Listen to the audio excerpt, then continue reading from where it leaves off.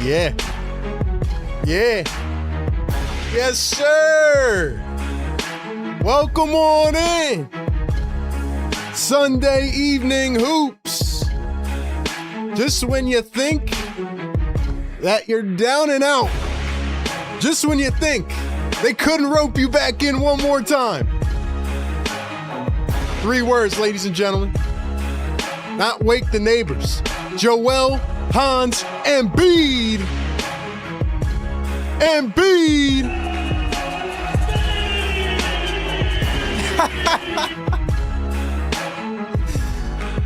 Man, I love this, bro. Joel is back. Game number 4 in front of the Philly crowd. Sixers down 2-1. Some may say season's on the line. Backs up against the wall. You know what I say? Opportunity. Just when you think you're down and out. Sixers do it again. One more time, man. They reel us back in. Oh, we got a lot to talk about tonight, man. I just can't stop smiling, bro. Oh, I mean, come on now. You can't write a better story than this. Sixers need a win, man. The superstar is back. See how it plays out, man. Sixer Game Day Live. RB, man. Community. We've been waiting for this moment. We've been waiting for this moment.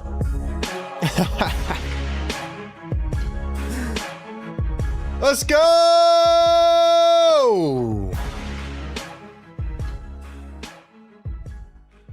Ladies and gentlemen, this might be the earliest air horn in Sixer Game Day Live history, man.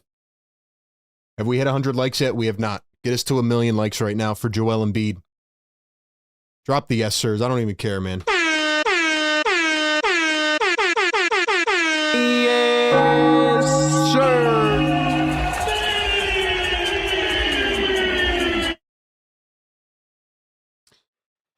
You know, I would start off the show like I normally do, but we don't have time for that, bro.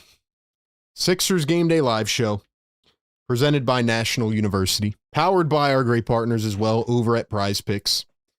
Ladies and gentlemen, you know what this is. You know what we do. We do it every single game. Pre-game, live game, post-game, play-by-play analysis, reactions, live stats, everything you need into one and more. All day I've been sitting here thinking about this game, man. Must win, game on the line, season on the line. And all day, Joel Embiid has been doubtful. Yesterday, he was doubtful. And literally, what time is it? 40 minutes ago? 50 minutes ago? We get an update. Joel Embiid upgraded to questionable. I was the first one to react to it. Go to all the socials, follow us everywhere. I made a short and I said Joel Embiid's playing tonight. A lot of people said, what are you talking about? He's only questionable. Well, if you have followed the 76ers as close as I have and the injury history, you know that when a player gets upgraded from doubtful to questionable, it means that they're going to play because there's no reason to upgrade him to questionable. And he's out there pregame shooting around. I can't believe this, bro. I haven't had enough time to think about what this means. But all it means is that your season's on the line tonight, man. I'm not going to sugarcoat it. It's now or never, bro. It is now or never. You have to win this game. You go back to Boston down 3-1, you're losing in 5 games. That was my original prediction. But I said the entire time, even before the series, that if Joel Embiid comes back in this series, I would highly consider changing my thoughts, changing my prediction. Now, obviously, we have to see what Joel Embiid looks like. Do I think he's going to play 35 minutes tonight? No. Do I think he's going to look at his top shape? No. But see, here's the thing that people don't understand. Here's what real ball knowers actually know. 50% of Joel Embiid is 100% better than your favorite player. Simple as that. You know what I'm saying? What's the saying that in business that they say? It's like a part of a watermelon is greater than an entire grapefruit or something like that. Pretty much a part of something that's better is better than all of something that's whole. That's small. You get what I'm trying to say, man. I have not had enough time to think about this, but the 76ers, all right, screw the keys. The 76ers have battled their ass off in this series, and I commend them for that. Now, there's a lot of people after last game in the comments, and they were saying, you know, the Sixers are just giving it their all. We should just be happy. Listen, man, I'm not here for moral victories, man. Some of you might be. I'm not. I want to win. I want the 76ers to win. Despite what some of you may think, I want the Sixers to win more than anything. You think I'm happy with coming up here every year and watching this team collapse? No. I want them to win. And I know there's people that are saying, well, the Sixers should have kept Joel out. They're playing good without Joel. You don't keep an MVP out of the lineup when he's healthy. Joel Embiid is back. And the other thing I want to say is there are a lot of people, especially people that have come through to this chat, even some Boston fans who, you know, we have some classy Boston fans that have been hanging out with us. There's some that are pretty classless. And they're saying things like Joel is soft, he's ducking Boston, he'll never play. You guys probably won't show your faces tonight because that's what internet trolls do. But the classy thing would be to get in the comments and say, I apologize, Joel. Anybody that's ever questioned this dude's character and this dude's drive, you should be ashamed of yourself. Matter of fact, there's a tweet that I have saved. I'm actually going to read it to you guys. All the damn injuries that this dude has tried to play through. Keep in mind, the average recovery time for appendicitis is like a month. It has been 17 days since Joel Embiid got cut open by a surgeon. And he is back out here on the floor. You know why? Because of desperation. Because of needing to win. That's why Joel Embiid is out here. And he has continually put his health on the line for the sake of this franchise. Some guys don't have to do that. A lot of guys wouldn't do that. So I just want to start off by saying, look, it's okay to say Joel can't stay healthy. We know that. He's very injury prone, illness prone. But give this man some damn respect, bro. Not a lot of people would come out here and play in this game tonight. And I'm not saying he's going to look 100%, but the fact that he's willing to put his health on the line, that's what we need to talk about first and foremost. And I hope he is healthy and safe. I hope he is healthy and safe, man. I just want to say that too. I hope Joel and I hope the medical staff is not letting him play if there's any chance of, you know, whatever, infection or anything like that. But the fact that Joel Embiid is back on the floor tonight, I am so freaking psyched right now. It may not seem that way because I'm trying to conserve my energy for this game. Last game literally took my health on an emotional roller coaster. And I'm just so mad that they couldn't win last game, man. Last game was the game to win. If they won that game a couple nights ago and they had Joel coming back today, could you imagine where they would be right now? I respect this Boston team. They're a good team, but I am so damn tired of losing to these chumps, man. I am so damn tired of it, bro. And I want the Sixers to come out here and kick some Celtic ass tonight. It's time for me to stop holding back. I came into this series, and I've been talking about Boston and how good of a team they are and how good of a coach they are. Fact of the matter is Boston has not played above and beyond everybody else, which is what I thought. And I've been watching almost every playoff game in the first round, and a lot of teams are wavering right now. The Pistons, Tobias Harris, remember, Philly get ready for the play-in. Maybe you should worry about how you're going to beat the damn Magic, who already have their damn coach fired. Let me not digress, man. The Celtics are beatable. And with Joel Embiid at 50%, if he can play 25 minutes tonight, the Sixers can win this game, ladies and gentlemen. Do you hear what I'm saying? Y'all want me to believe? I'm believing, bro. And if the Sixers come out and lay an egg tonight, I'm going to be pissed off.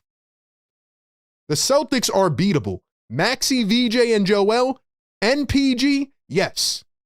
Every time we've seen this iteration of the team on the floor this season, including back in January, including at the end of the regular season before he got appendicitis, it's been a really good product. But we're going one game at a time, man. We're going one game at a time, man. Ladies and gentlemen, how do we feel? How do we feel? Joel Embiid has battled through an orbital fracture and a concussion. Next year, he had knee tendonitis, torn meniscus, orbital fracture again, concussion, torn thumb, LCL sprain, Bell's palsy, and now appendicitis. It's time to start putting some damn respect on Joel Embiid, man. Oh my gosh, dude. I cannot believe this, man. I can't believe they're doing it to me again. Ladies and gentlemen, the link tree will be coming through the chat throughout this game. Make sure you follow us on all socials. I was the first one to react to it on every social media, Instagram, TikTok, Twitter, all that. Make sure you go check it out. And on top of that, I mean, now the nerves are building inside me, bro. Like I can feel, I've had a lot of anxiety already. It's now through the roof. Sixers, y'all better not bring this man back just to lay an egg. The team has enough to win now. This game tonight. They have to win this game tonight. That is my main key, ladies and gentlemen. Now, we can talk about some other things. Quite frankly, you know what needs to be done. Adem Bona should not play unless Drummond is terrible. If Drummond's terrible, you try Bona. If Bona's terrible, you yank him. Nurse, this is on you, bro. You better manage these lineups well tonight. And I'll give Nick Nurse credit. I feel like he's done a pretty good job over the last two games. Last game was tough, man. I don't think the Celtics have played exceptionally well, but last game, VJ Edgecombe went 0 of 7 from 3. It just, you couldn't make the shots. You had the lead in the fourth quarter, and you didn't generate any offense. You had no game plan going down the stretch. The Celtics role player shooters are not good right now.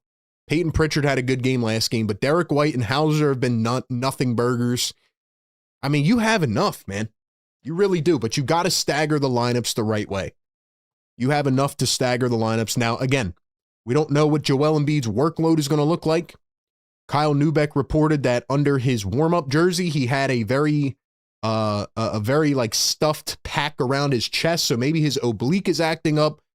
So I just want y'all to know, again, one more time, that Joel Embiid is nowhere near healthy in this game.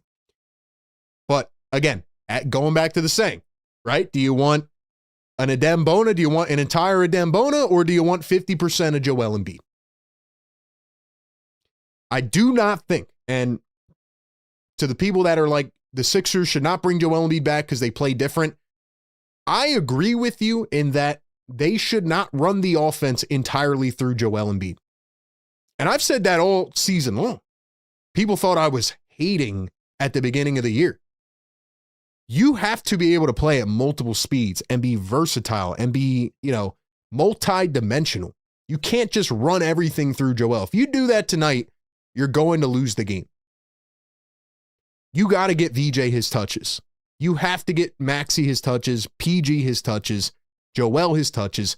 Part of it is when Joel and Paul George go to the bench, Maxey and VJ got to run it. If VJ and PG go to the bench, Maxey's got to run. You know what I'm saying? You should have enough staggering of the lineups to cover the entire game. The other thing I'll say, man, in game 3, the Celtics, as predicted, did not go to a lot of drop coverage. They steered away from that after the horrible game 2 experience, which I expected. Good adjustment by Joe Mazzulla.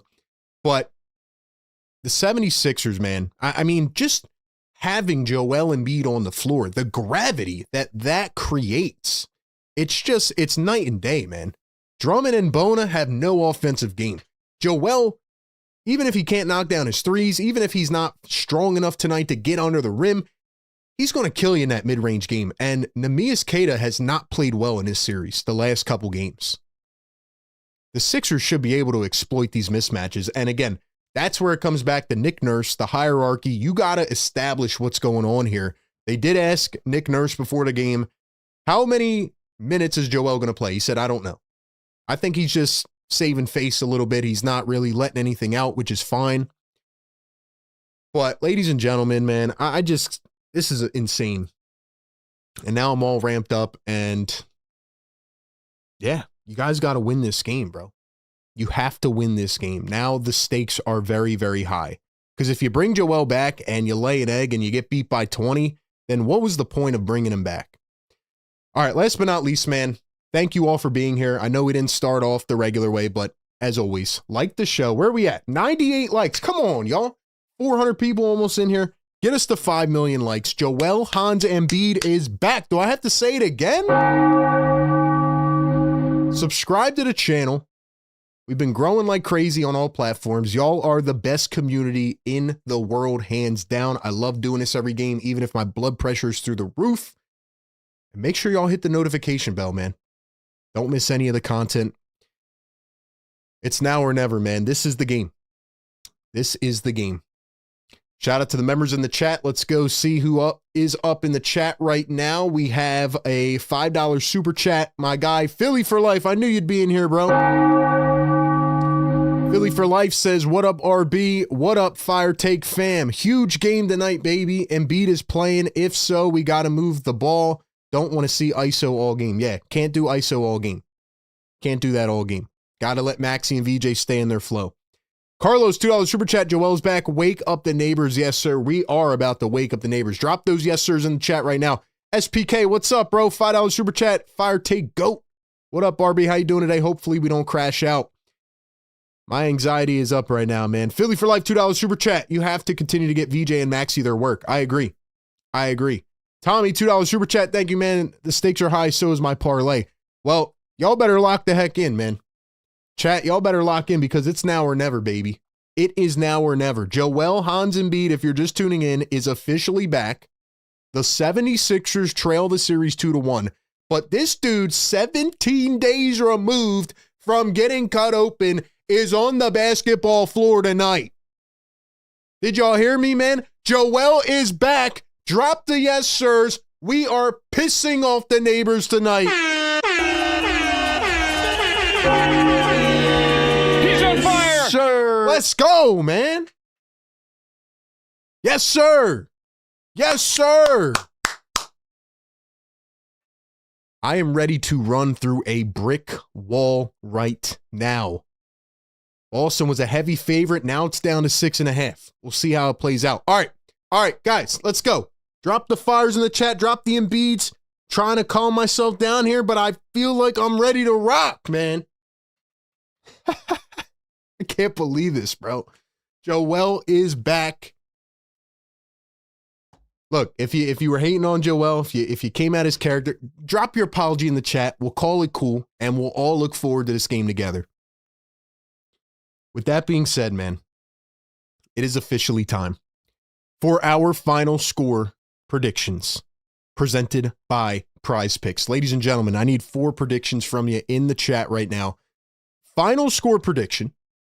Who gets the W here in Game 4 tonight? Who will the leading scorer be? And how many points will they have? Once again, I need 4 predictions from you. Final score prediction. Who gets the win in Game 4? Who will the leading scorer be? And how many points will they have? I'm going to give you all of my takes, and I'm going to read out some of the best on the other side. But before I do that, shout out to our great partners over at Prize Picks. Ladies and gentlemen, the playoffs are upon us. They've been absolutely wild so far, and there's no better way to cash in on the high-flying hoops action than with Prize Picks. Ladies and gentlemen, can you believe this, man?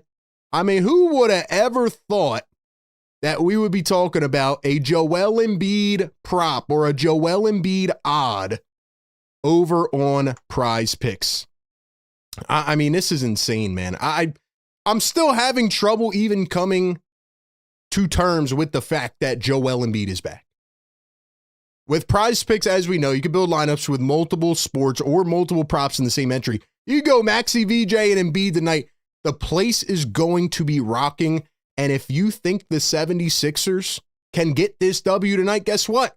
All you have to do is check out the team picks markets on Prize Picks. You can pick game winners, spreads, totals, all on top of the player picks as well. Team picks will make the watching experience a lot more enjoyable because now you can root for your own team because you believe in them. And you can cash in if you make the right picks. With team picks, you can also pick who's going to win the league, a certain series, MVP, other awards as well. It's another way to pick the sports you love, all on Prize Picks. Prize Picks also offers early payouts. So if your player gets off to a hot start, like a Joel Embiid maybe tonight, you have the option to cash out the winnings before the game even finishes. Download the Prize Picks app today. Pick your first game winner, spread, or total.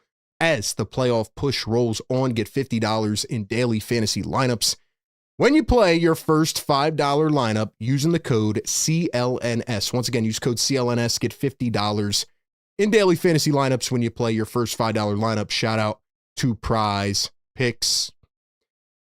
Speaking of picks, man, what do we got? What do we got? What do we got, man? Hold on. Let me turn this on real quick.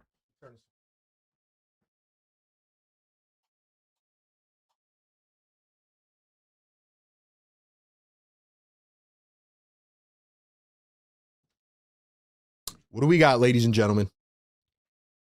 What are we thinking? Here's what I'm thinking, man. Hold on, let me fix this. Here's what I'm thinking, man. Give me your predictions in the chat. I came into this a couple hours ago, and like I said, I was going back and forth, but feeling like last game should have been the game that the 76ers won. I felt defeated. But once I got that Shams bomb, once I got that questionable report and tweet, there's just no way in hell that I'm not picking the Sixers to win this game. You're telling me the energy in that building tonight, I think this is going to be a legacy game for Maxey. I really do. I think a lot of the attention is going to be on Joel. And remember last game when Peyton Pritchard said, we haven't even game planned for Joel Embiid. You know, if he comes back, we'll worry about it when we get there. Sounded way too cocky to me. Well, guess what, Peyton Pritchard? There's going to be a big fella out there, 7 feet tall approximately. His name's Joel Hans Embiid. You better learn how to guard him in the next 5 minutes. Oh, wait, you can't. I think the pressure is going to be on Joel Embiid from the tip-off. I think Maxey's going to go off. I think VJ's not going to go 0 of 7 again. But I think Joel Embiid plays a solid 20 to 25 minutes tonight, an efficient 25 minutes. I mean, the guy constantly just shocks us, man. He constantly surprises everybody coming back from these injuries. So I think Maxey's going to lead the game in scoring because he's going to play 40 to 45 minutes. I think Maxey's going to drop 36 tonight. And I think the Sixers pull it off and tie up the series at 2-2.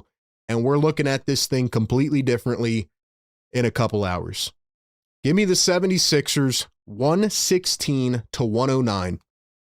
Maxey with 36. VJ's going to knock down some threes. And Joel's going to give whoever buckets. Kada, Vucevic, doesn't matter. Joel Embiid is too good. It's about that time, ladies and gentlemen. Give me your predictions in the chat. Let's read out a few, and let's freaking go. I see 114-107 from Daniel, Maxey 29. Cab says 111-105. 115-103 says SPK. 108-100 Sixers. 117-111 Sixers, Maxey 29. Big Rud pick in the Celtics, Tatum 29. Legendary says 118-106 Sixers and B 28-12-5. MVP says 120-99.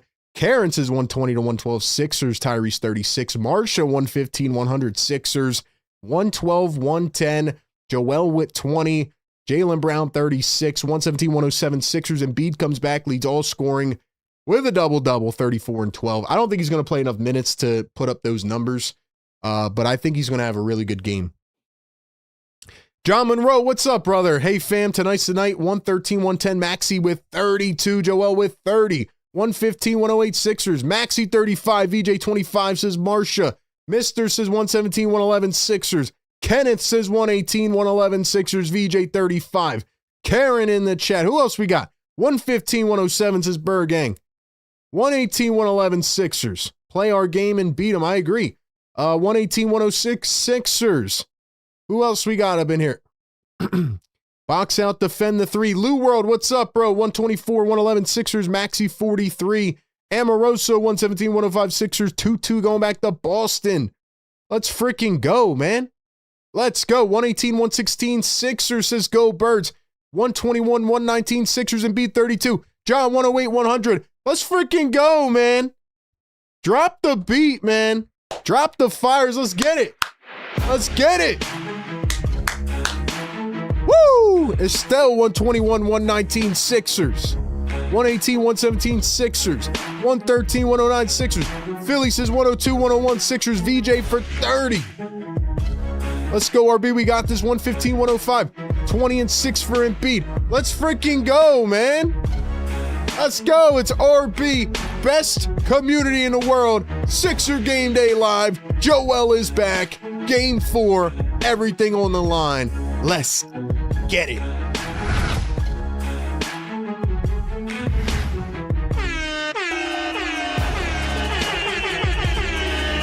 Woo!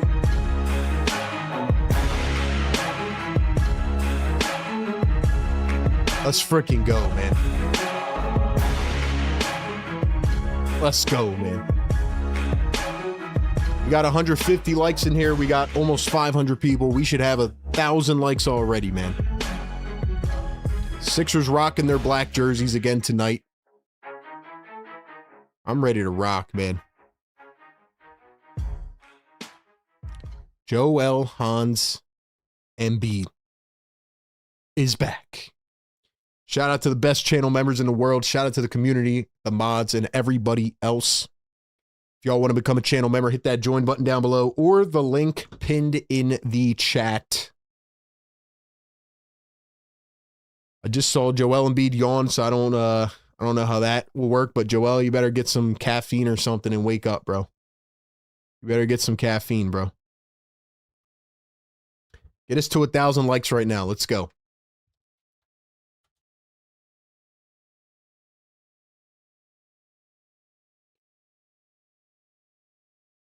Same starting lineup for the Sixers, but in place of Adem Bona is our guy, the process, Joel Embiid, making his playoff debut this season. Let's go, man. Let's freaking go, man. Fires in the chat.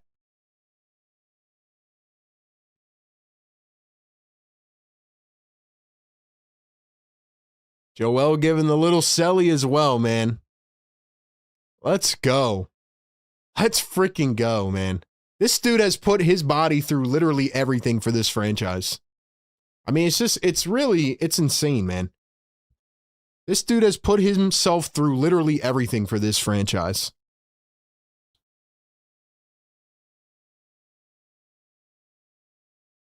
Bobby Manning from Boston Media tweeted out, Embiid looked tired out there in the pregame. Lots of moments like this and grimaces after misses. He might go, but it looks like he's going to be gutting it out if he does. So Joel Embiid is definitely not 100%, as we know. But he's going to give it a go. I think he's going to, he's going to require a lot more attention than Bona or Drummond. I'm hoping that Joel can grab a few rebounds. Like, you don't want to play if you're not healthy at all, but again, 50% of Joel Embiid is a good thing. So, listen, man, here we go, bro. Here we go. Here we freaking go.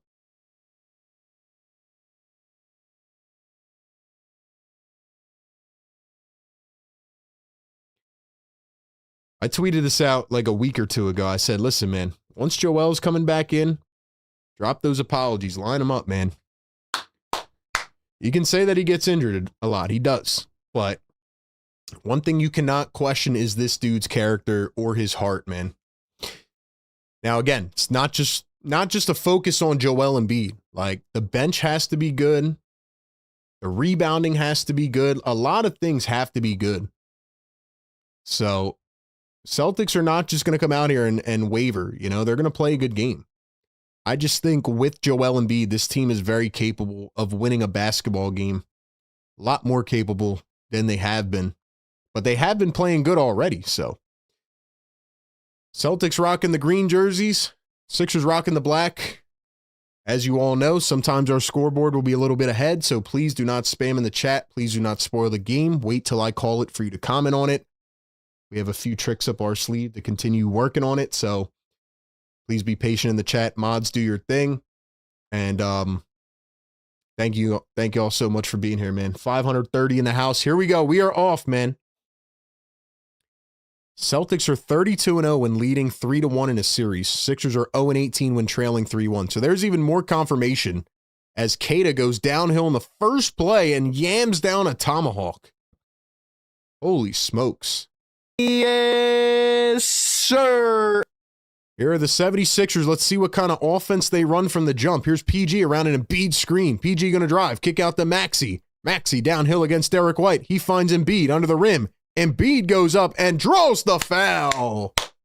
There's example number one of how Joel Embiid changes the ball game. Go, baby. Let's go, man. Let's go, chat. Let's go, man. I'm ready to rock, bro. Get us to 200 likes. We're almost there, man. Chat, how are we feeling, man? Give me one word. How are you guys feeling right now? I know, look, I'm going to try to read as many comments as we can, but one-man produced show. We're trying to break all this down simultaneously and control everything. So let me know how you guys are feeling, man. Let me know how you're feeling.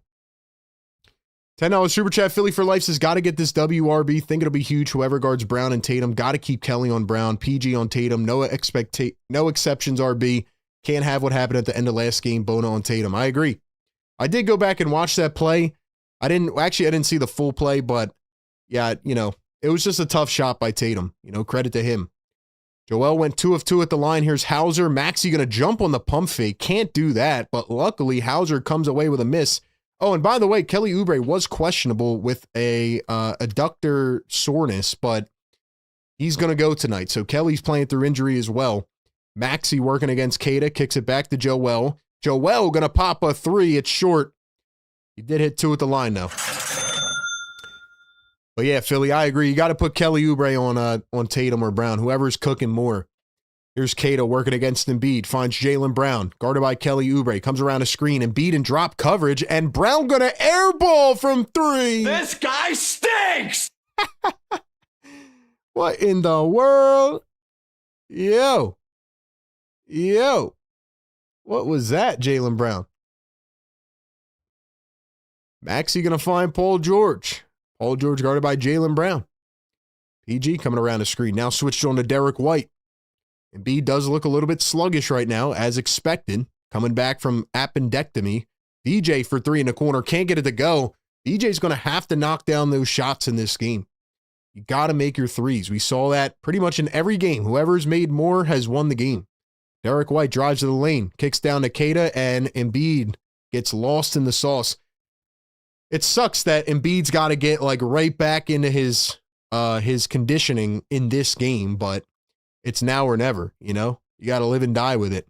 Joel, the jab, the double jab, Keita swiping at it. Embiid pulls up the midi, can't get it to go. But hey, keep shooting, bro. Keep shooting. Keep shooting. Keita against Oubre goes up, met by Embiid, and they call a foul, I believe. Paul George got up a little bit weary. I don't know what just happened, but Embiid's going to get whistled. Actually, no, I think it's on Oubre. Maxey came up limping a little bit. Sixers got to stop being so damn jumpy on the freaking perimeter, man. Like, chill out. Chill out a little bit. So Keita's going to knock down the first. Let's see what happened again here. I didn't catch what happened with Maxey. Oh, Maxey got hit with a back screen. Dude, completely took him out for no reason. Second one is no good. Here come the 76ers. Maxey up the floor with the rock. Going to find Kelly. Kelly going to drive. Kicks to Embiid. Embiid drives all the way. Gets tripped by Keita en route to the basket. And Joel Embiid is going to head to the stripe again. Listen, Joe. Shoot a million free throws if you have to. That's 2 personals again on Neemias Queta. Same thing happened in game 2. That's how you do it, man.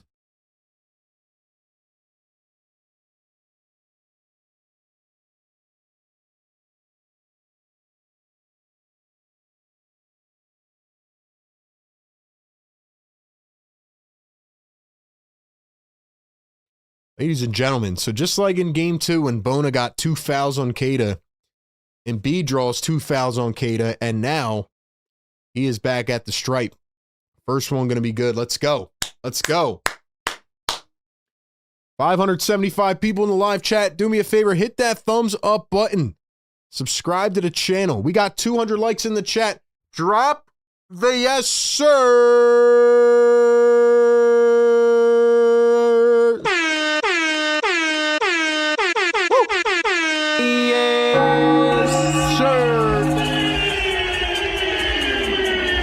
Second one good at the line for Joel.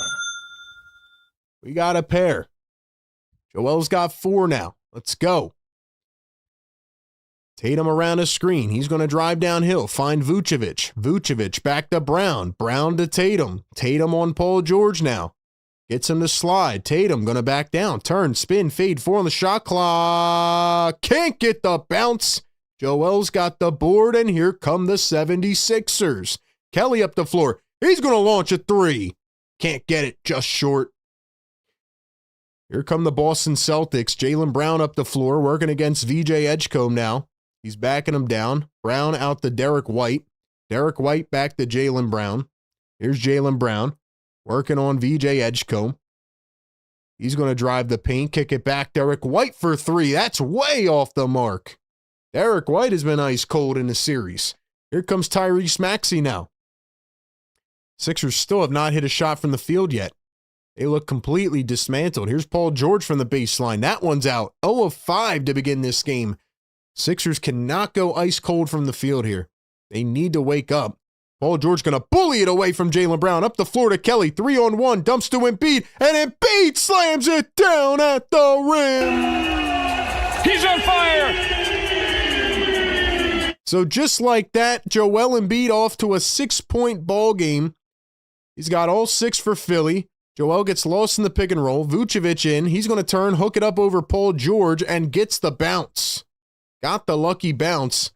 So the Celtics lead it 7-6. Here's Tyrese Maxey coming around his screen. He's going to step back. He's going to find PG. Now VJ. VJ with the rock. He's trying to go downhill. Celtics switch it. VJ to Kelly. Kelly looking. He's scanning. Kelly against Hauser. He's going to drive and spin, go up all the way, can't get it at the rim, and it's out of bounds, staying with Philadelphia. Yo, can we get some black and red dots in the chat, man? Sixer Nation, I'm not hearing you in the chat. I'm not hearing you, man. Let's go. Drop some black and red in the chat. Let's go. Let's go, man. Maxey inbounds to Joel. 10 on the shot clock. Here's Maxey around the screen. One bounce to VJ to the corner. Kelly for three. No good. Come on, Kel. Got to knock this down, bro. Somebody's got to knock a shot down. This is what happened last game. You gave him too much opportunity. Hauser against Embiid finds Vucevic in the paint, goes up against Oubre, misses it, gets his own board though, and puts it back. This game is, come on, bro. Come on. Here's Joel Embiid against Vucevic. He's going to turn kick to PG. Now Embiid. Embiid against Vucevic. He turns, goes up, lays it in. Joel's got the first 8 points. He's on fire! Rust. Who's talking about Rust? Vucevic lost the pass off his fingertips, and it's going the other way. Joel is hyping up the crowd here at the Xfinity Mobile Arena. Let's freaking go. Unbelievable, man. Unbelievable. Unbelievable, man.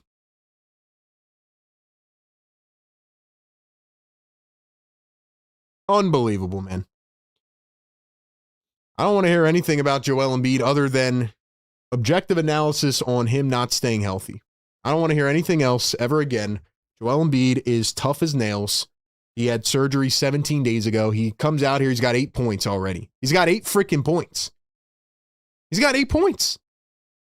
Maxey hasn't even shot the ball yet. BJ has 1 shot attempt. PG has 1. Joel has done everything. Dude, let's freaking go, man.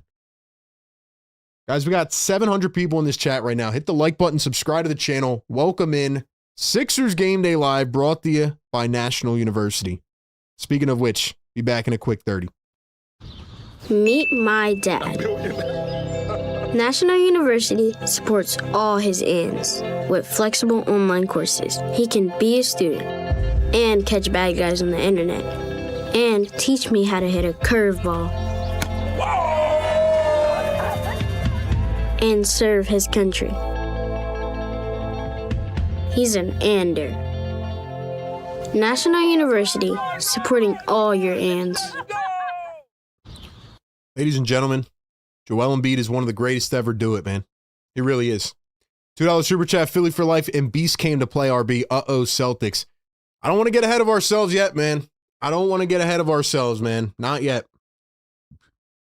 What's really getting on my nerves is that last game and this game, the 76ers have come out of the gate so lethargic and they can't hit any shots. Joel's the only guy that can hit any shots right now under the rim.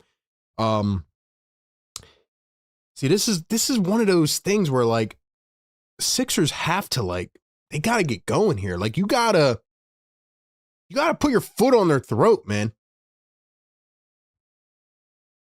You know what I'm saying, man? The Celtics are not doing anything right now. They can't stop Joel Embiid, bro. I told y'all this literally 2 days ago. They cannot stop Joel Embiid. I just told you in a pregame show. Kata can't, he has no business stopping Joel.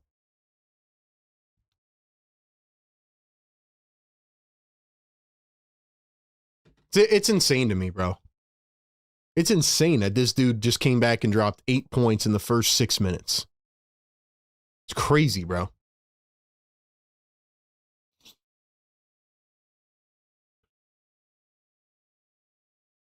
I just hope he's healthy, man. I hope he can withstand the physicality of the game. But he's such an unreal talent, man. I don't understand the flack that Joel gets. I guess actually I do get it. It's part of being a great. Look at every great in history of sports. Eventually they get hated. That's how it goes.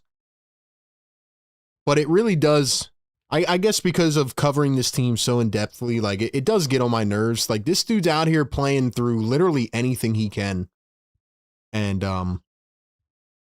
yeah, I mean, even in the pregame show, you know, he's yawning, he looks terrible, and it's unbelievable. It's unbelievable what Joel Embiid can do on the basketball floor. It really is.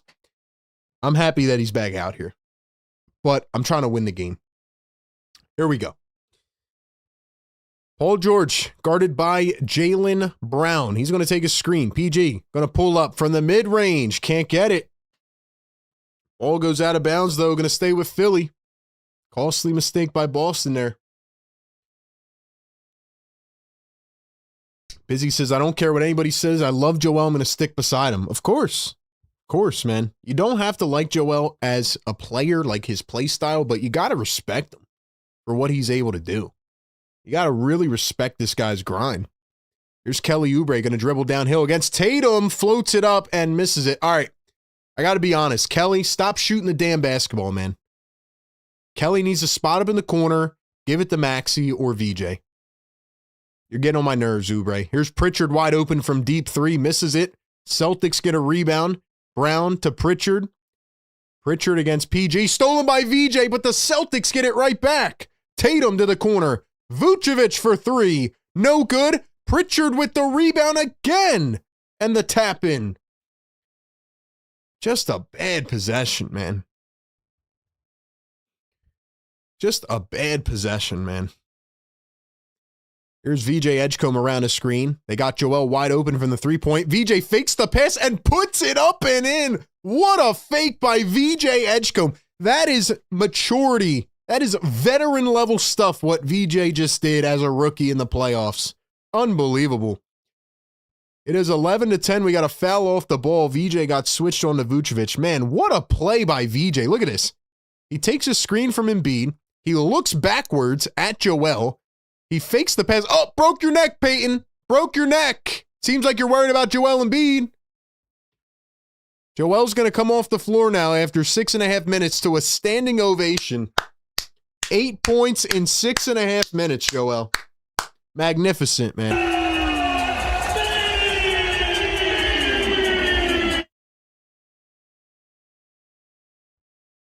Here comes Andre Drummond. I'm glad it's Drummond and not Bona.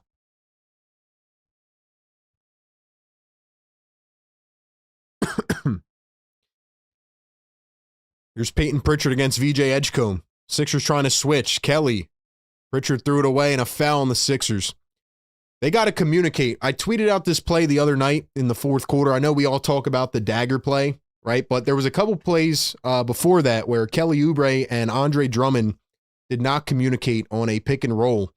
And it led to a wide open Celtics three from Tatum. And that's really the one that like broke the back of the 76ers. So they got to do a better job communicating on defense.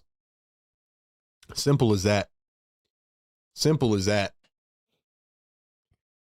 Here's Peyton Pritchard working against Tyrese Maxey. He dribbles by him into the lane, bounces it down low. Luka Garza in for the first time, misses it, and then he was fouled. Drummond, come on now. Got to wake up. Justin Edwards comes in for the first time as well. Nurse did not like the foul call. It's going to be on Andre Drummond. Guys, we got 750 people in here. We need 10 more likes. Get us to 300, man. We do this every single game all season long. Pre-game, live game, and post-game coverage. We give you all the analysis that you need, and we break it all down for you, man. We read out your comments, live analysis, live stats, and everything else. We have cultivated an amazing game day community. I appreciate every single one of you for being here. Let's freaking go. So Garza missed the first one. Celtics going to tighten that rotation again. Jordan Walsh is in. He's done a pretty good job in this series defensively. Garza going to go 1 of 2 at the stripe. It is 12-10. Maxey with the ball now. See, this is what I'm talking about, right? VJ and Embiid on the bench. This is where Maxey needs to get aggressive. Paul George pulls up for three. Cha-ching! Let's freaking go, PG. Let's go, baby. That's what I'm talking about. Pritchard at the top. He's coming around a double screen. Pritchard, come on, Drummond. You got to step out. Pritchard knocks down the three. Come on, Drummond, you have to be okay to settle for the 2. You can't give up a wide open 3. Not in this series. Paul George going to set a screen. Drummond sets one. Maxey to Oubre. Oubre's in the corner against Tatum. Oubre, you got to dish it. Got to dish it. Gets it poked away. Turns, dishes it. Drummond, contested 3. No good. Oubre couldn't get the rebound. Here come the Boston Celtics. Here's Peyton Pritchard wide open again for 3. Come on, guys. Guys, you got to push out, bro. You have to push out to the perimeter, man. You're letting Peyton Pritchard, who's a very capable three-point shooter, knock down wide open shots. Here's Paul George. He's going to step back for a deep two. Terrible shot selection. So apparently Joel Embiid's the only one that knows how to play basketball. Tatum lays it in. Come on, bro. This is embarrassing. Apparently Joel Embiid's the only one that knows how to play basketball. 8-0 run for the Celtics.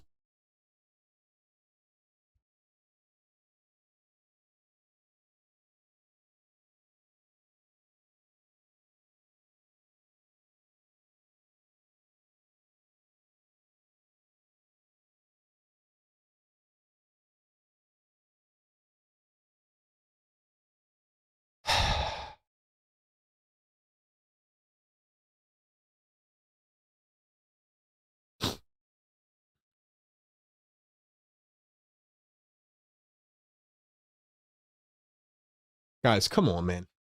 Wake the hell up. $2 Super Chat, Philly for life. Why are we having so much trouble guarding the 3 RB? I mean, in real time, listen, in real time, it's just bad communication. That's my simple answer without actually watching the playback. But the Celtics are just doing what they always do. I told you this at the beginning of the series. I've told you throughout the games, man. They're going to do the same exact thing. They don't go in the paint. They're going to shoot 55 threes per game. And they're going to keep touching it around till somebody gets an open shot.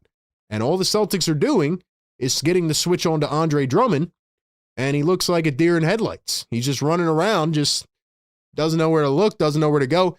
My thing is the one possession you gave up a Pritchard 3, you could have jumped out and guarded that. Give up the 2. Don't give up the 3. And then you come back on the next play, and you let Pritchard shoot wide open again. They're going to make these shots.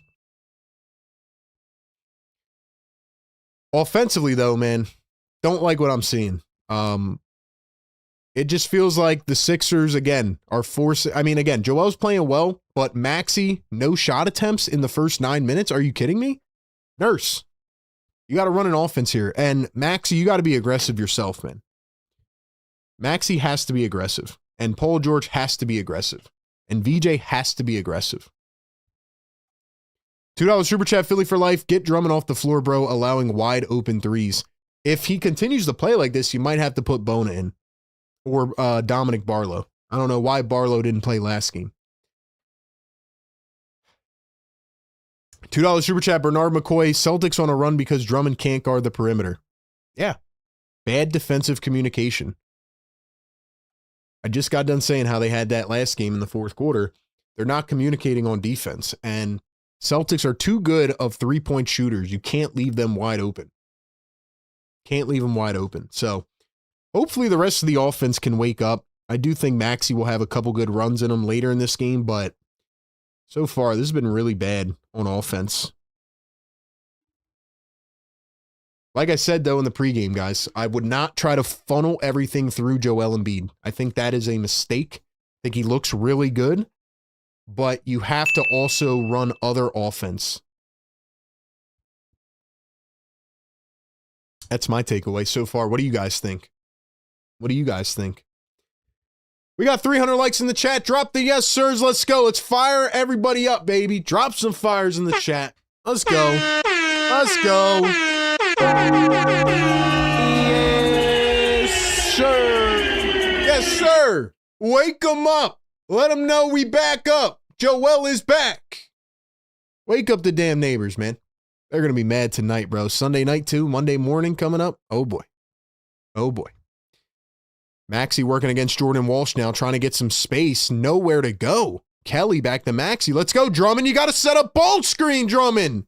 Maxey trying to ISO again. Nowhere to go. Nowhere to go. He fades away and airballs it. Drummond, you're getting on my nerves, bro. Do I have to do what I did last game? Do I have to call out Andre Drummond for him to learn how to play basketball? It's unbelievable. It's like clockwork at this point. Drummond, wake up. Screw the neighbors. Drummond, you got to wake up, dude. Look how many quick screens the Celtics set. Look at how they're moving around the floor. Oh my gosh. Tatum just crossed Drummond, and then Drummond fouls him on a 3. All right, man. All right, bro. Drummond, you got to sit. Remember what I said pregame, man? Nurse, you got to have a quick leash here. Get Drummond off the floor. Second foul. Get off the floor. Get off the floor.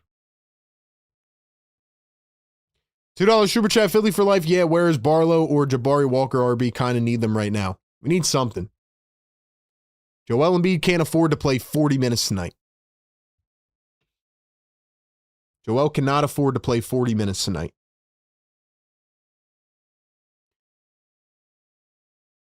Celtics are literally hunting Andre Drummond on these switches. They are hunting him, bro. I don't think I've ever remembered an experience covering these games live where, like, you have to wait for, like, the first minute and a half to see if a player is going to be playing good or not. I don't think I've ever seen it like this. Like, I really don't know who Andre Drummond is. He either looks like the best player in the world or he looks like the worst. Simple as that. Simple as that, bro. All right, here we go, man.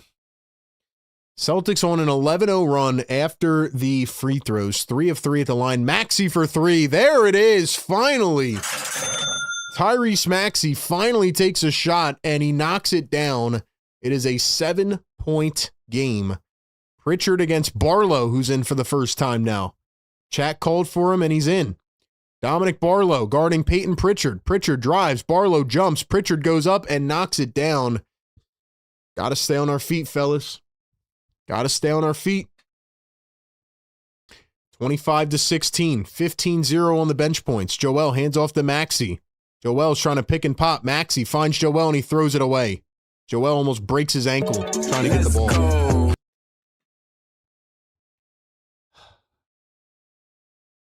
We got to communicate better, man. Maxey, why are you throwing behind the back passes? Can't get cute, man. Tatum working against Oubre. Once again, they're looking for the switch on to Joel. Shireman's in for the first time. Tatum a contested triple. That's off. And Shireman gets the rebound.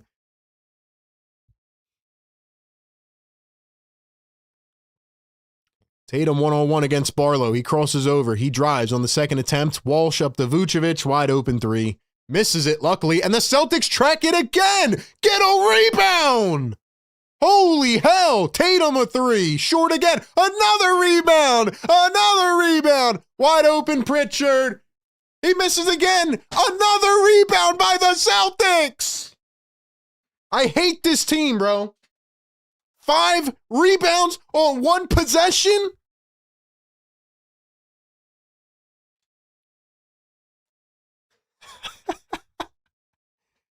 Five rebounds on 1 possession and a foul, bro. And you know what, bro? Why do I even get my hopes up, bro? Why do I get my hopes up?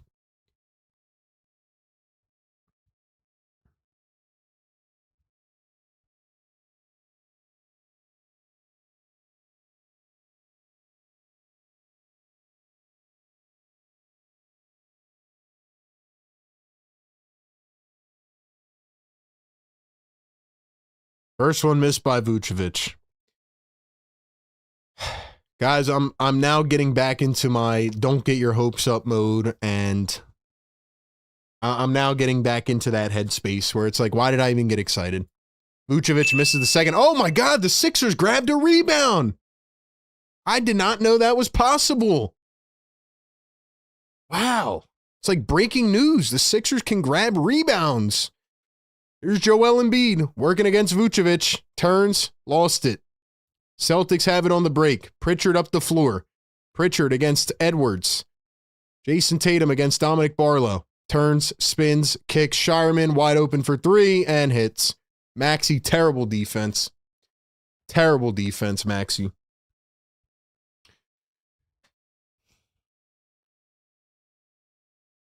Embiid sets a screen, illegal screen. Going the other way.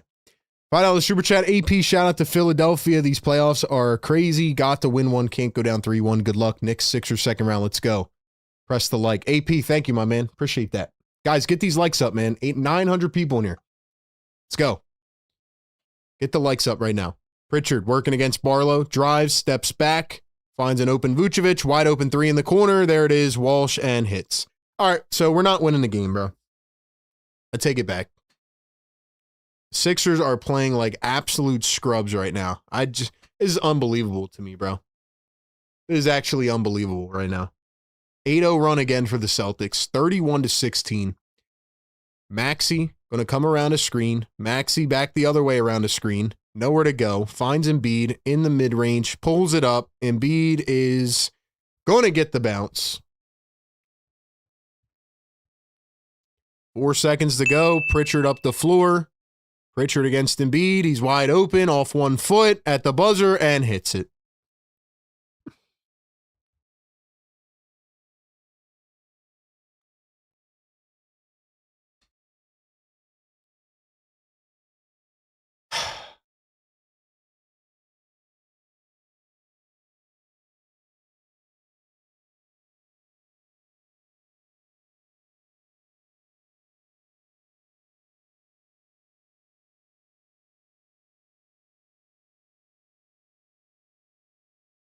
I got nothing to say right now about the first quarter, man. It's just the 76ers, man. It is the roller coaster of emotions. It is.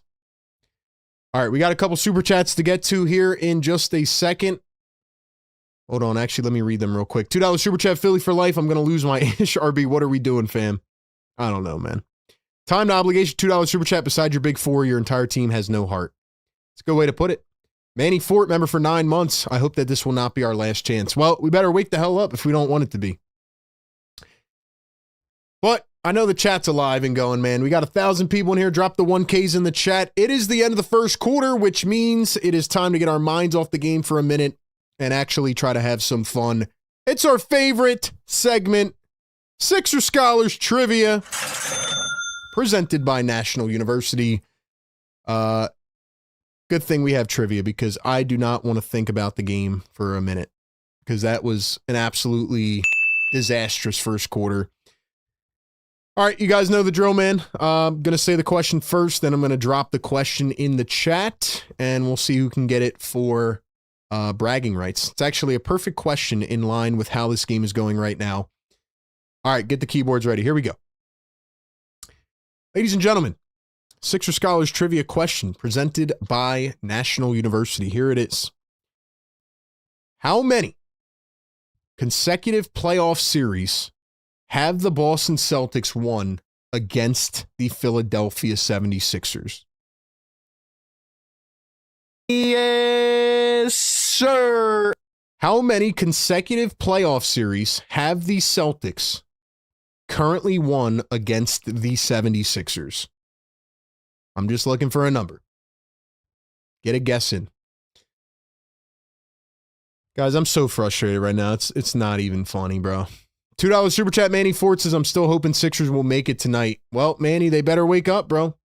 What's up, Manny? Good to see you in here, man. Long time no see. $10 super chat from Kais says, they might actually be worse with Embiid playing. They slow the entire game down. Maxey and VJ can't play to their strengths. Kais, listen, man. My opinion on that, I hear what you're saying.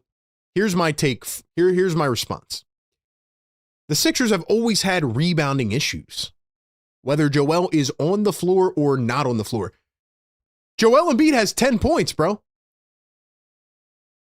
I agree with you. You shouldn't slow the game down, but he's got 10 out of 18 points. The Sixers allowed 5 offensive rebounds on the same possession. They do this whether Embiid's on the floor or not. They did it last game. They did it in game 1. Rebounding has been the biggest issue with this team for 6 years. So no matter who's on the floor, they don't rebound the basketball. That's my response. I don't know. You let me know.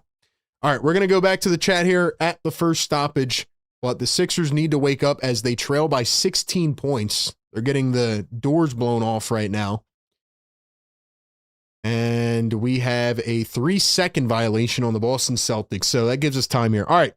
So once again, let's go. Sixer Scholars Trivia. Shout out to our great partners, National University. How many consecutive playoff series have the Celtics currently won against the Sixers?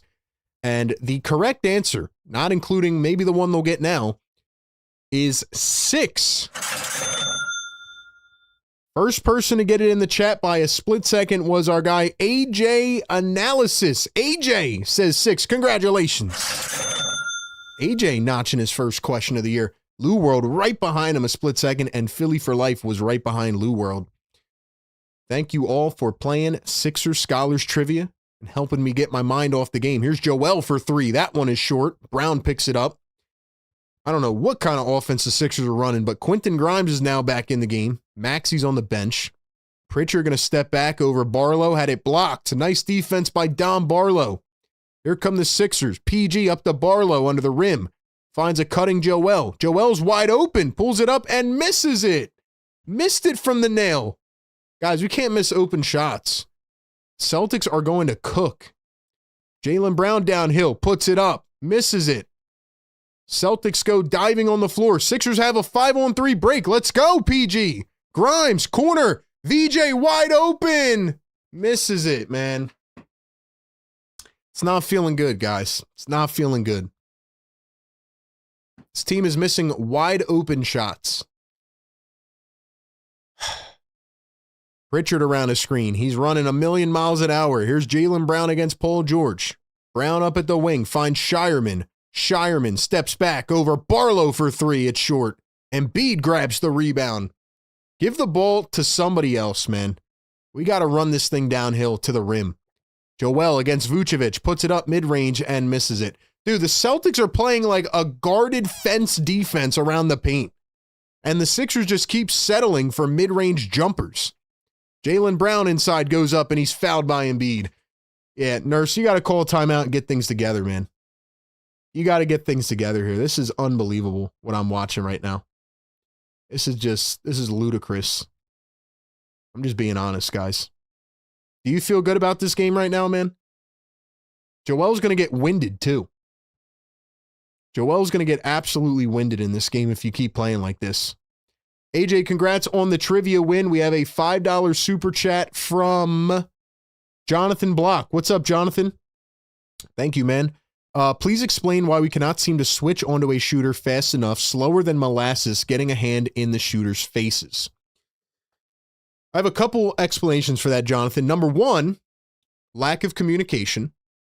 I think the Celtics have like these really quick sets and pops, you know? They do it faster than any team. There's a reason that the Celtics are 30th, dead last in pace, but they're number 1 in the half-court efficiency is because the way that they can just set quick screens and keep touching that ball around, you could tell they practice it a lot. PG floats it up after the made free throws, and he misses it. So the Celtics lead by 15. Jaylen Brown drives the lane. 3 people crash. 3 people crash. Oh, my God. And the Celtics get an offensive rebound again.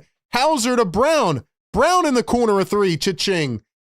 Oh, my God. Jonathan, I'm going to respond to you again here in a second. I'm sorry. I got to. Bro, I can't.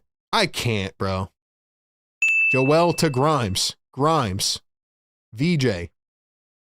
Don't worry, Jonathan. I will respond to the second part. VJ going to turn, spin, float it up, misses it again. Nurse, you are pissing me off, Nick Nurse. You are pissing me off. I can't believe what I'm watching right now. Jaylen Brown going to spin, drive through the legs. Jaylen Brown at the wing. Pritchard, crossover. Pritchard one-on-one. He's isoing Grimes. He steps back for 3 and hits. It is 40-19.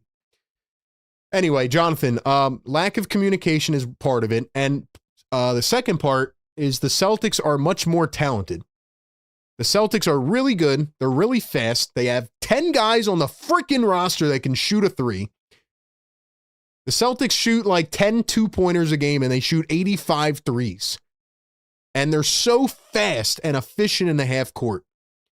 It's set a screen, pop. Set a screen, pop, touch, touch, touch. And the Sixers make it so easy. And Jonathan, I don't know if you're a Sixers fan or not, but the Sixers have done this all season, not just against the Celtics. Like, that one possession, I would love to break that down in real time. I wish I could pull up the game. The Sixers had 3 guys crash to the rim to try to defend Jaylen Brown shooting a floater. Not only does Brown miss the floater, he gets his own rebound, which is unheard of. And then there's 3 shooters wide open on the perimeter. Why are 3 guys crashing into the paint to stop one guy driving to the rim? It doesn't make any sense. Nick Nurse says they watch film, and they don't watch film. It's getting on my nerves. They have done it all season long. Hopefully that answers your question, man. Hopefully that answers your question. But the Sixers look absolutely bamboozled right now on both sides of the ball.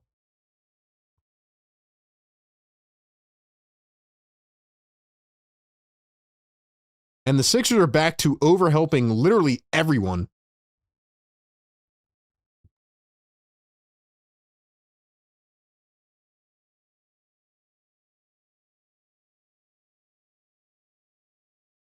And they also can't grab a rebound.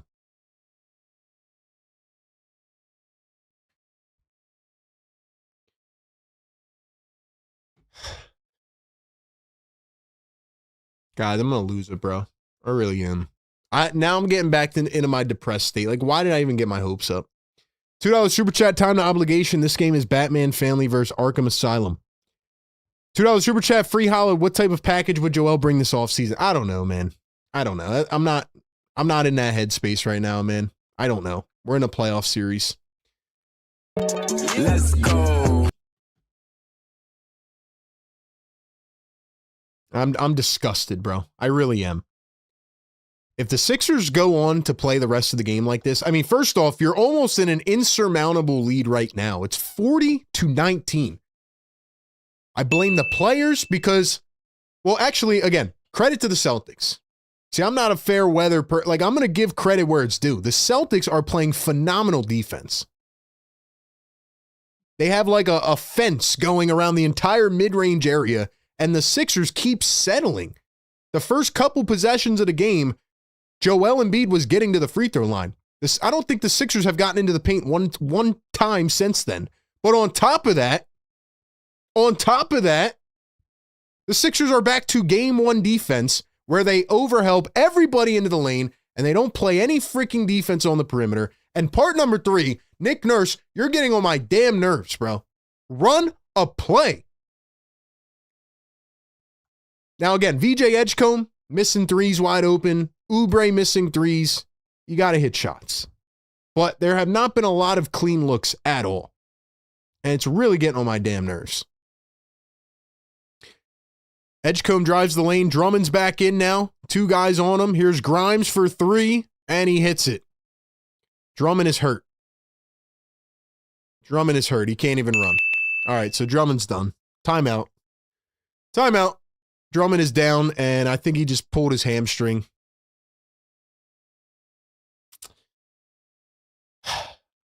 $5 super chat, Dylan Dinger. What's up, man? If Nurse is the coach next season, I'm going to lose my mind watching them. Yeah. This is not good coaching at all. $2 super chat, Philly for life. I literally see McRain in Pritchard RB. It's so sad. Don't even bring up McKay right now, man. Are you trying to make me cry, bro? Trying to make me break something? I'm so mad right now, dude. But I hear you. Man. The difference between Pritchard and some of these dudes, man, Pritchard talks smack and he backs it up. Drummond definitely pulled his hamstring. He's done. So now what? Now Bone is in the game. Wonderful. Pritchard going to drive all the way, takes contact, and lays it in. Wow. Drummond can't even walk back to the locker room. I mean, he's literally holding his hands on his knees right now, and he can't even walk back. That's how injured he is.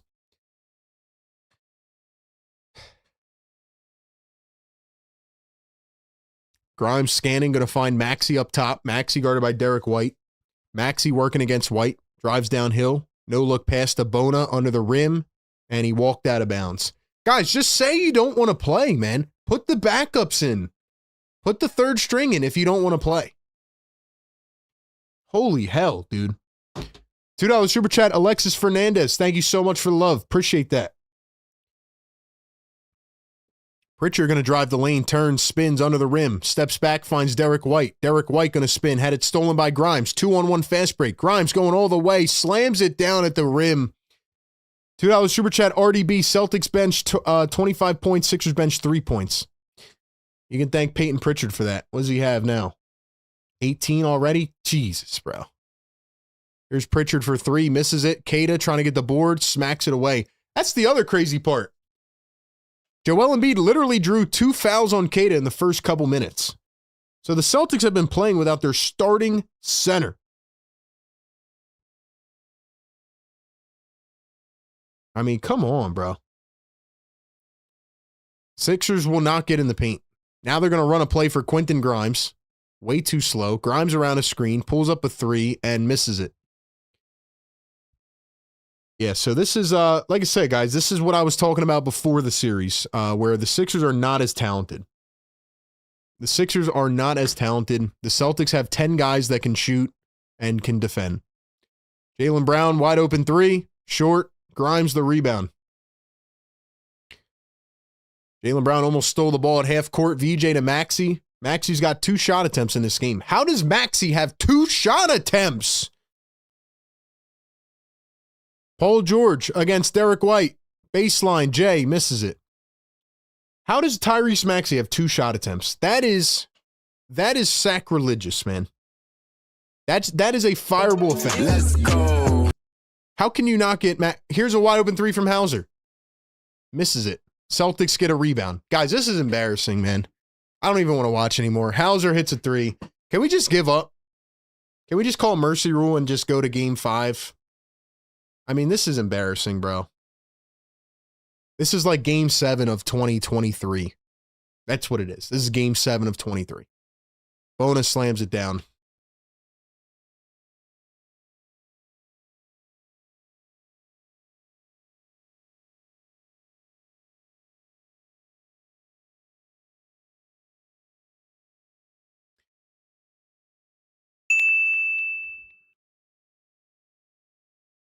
Jaylen Brown in the paint, kicks it out to Hauser.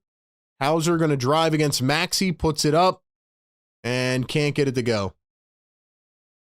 Here come the 76ers. Maxey up the floor, finds Grimes. Grimes all the way behind the back dish. Bona under the rim, goes up, lays it in. Timeout, Boston. Timeout, Boston. All right, bro.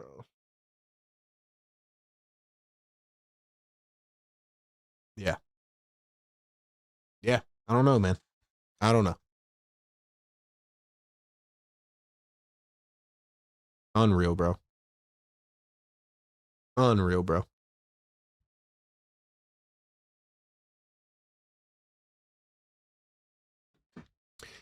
$5 super chat 8642. Thank you, my man. We ducked the luxury tax for the 2025-26 season. Hang the banner. Yeah, we did. We did. If only the Sixers had a bench that could create. If only they had more help off the bench. By the way, did you guys see Ayo Dosunmu yesterday? 43 points off the bench when DiVincenzo got hurt and Anthony Edwards got hurt. Ayo Dosunmu, remember when Sixers fans said that there was nobody they could have acquired at the deadline? Remember that? Yeah, Dosunmu, 43 off the bench yesterday. $2 super chat, Philly for life. Maxey has 2 shots as coaching, bro. I am done. Why did we get hyped for this game? Why did we get reeled back in? Why did we get reeled back in?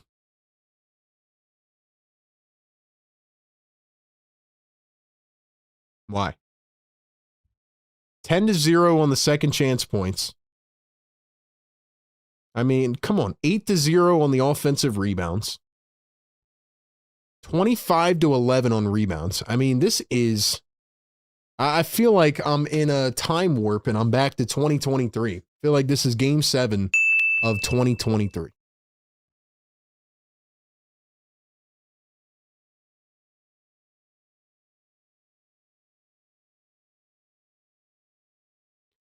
you guys have not yet, please hit the like button, subscribe to the channel as we continue to watch these games and break them down. Good or bad, we're here every single game. Yeah, get us to 500. I don't know what to say, man. I don't know what to say. Are the Sixers playing a different way? Yes, definitely. They definitely are. Now, have the Celtics also just turned it on defensively? Yeah. Like the Sixers also are going back to what they did in game 1. When the Sixers got embarrassed in game 1, this is exactly how they played with the defense and all of it. So part of it is Boston, part of it is Philly. But it's just frustrating, man. It's just frustrating.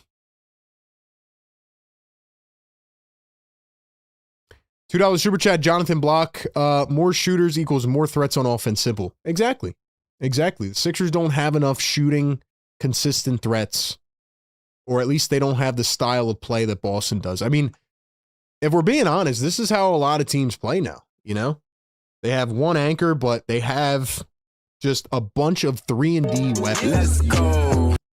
They have a bunch of just knockdown shooters that can play defense. Simple as that. $5 super chat, Dylan Dinger. Thank you so much, man. See how the Celtics call a timeout when they feel Sixers are gaining momentum. I wish Nurse did that. That's a great point. Celtics had 2 big runs in the first quarter. No timeout from Nick Nurse.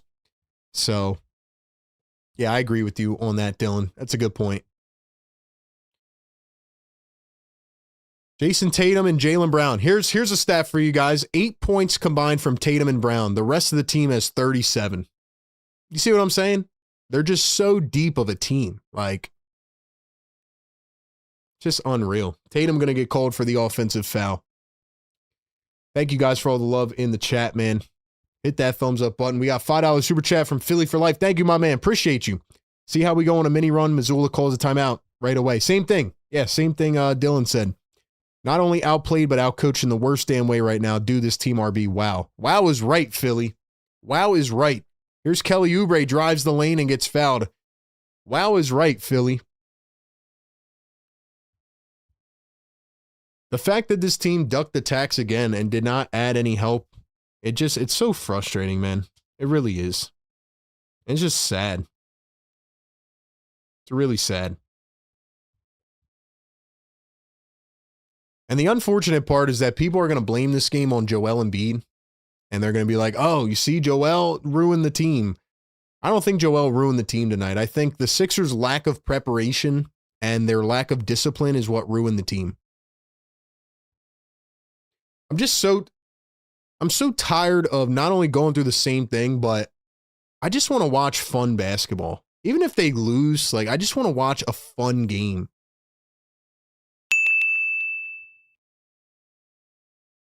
Here's Jason Tatum working against Kelly Oubre. Finds Vucevic in the paint, goes up. Nice block by Embiid. Celtics get it back. Wide open 3, and Derek White hits it.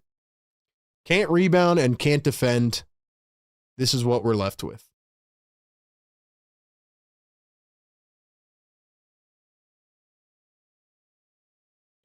Kelly Oubre working against Derek White. He's going to drive, float it up, misses it on the rim. That's our offense right now. We got Kelly Oubre running to the rim.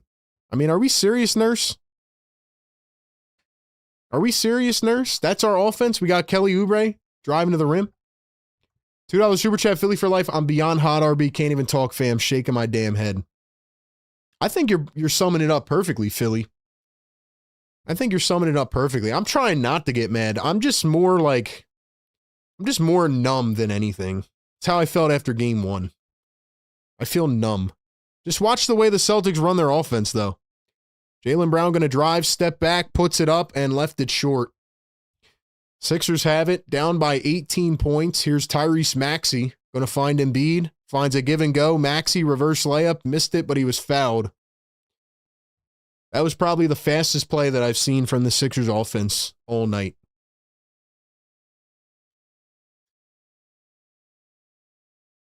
You know, I can only sit up here so many years in these playoff series and get frustrated and lose it. Like, I kind of know the story that's going to be written already, you know? It's just so frustrating, man. First one good at the line.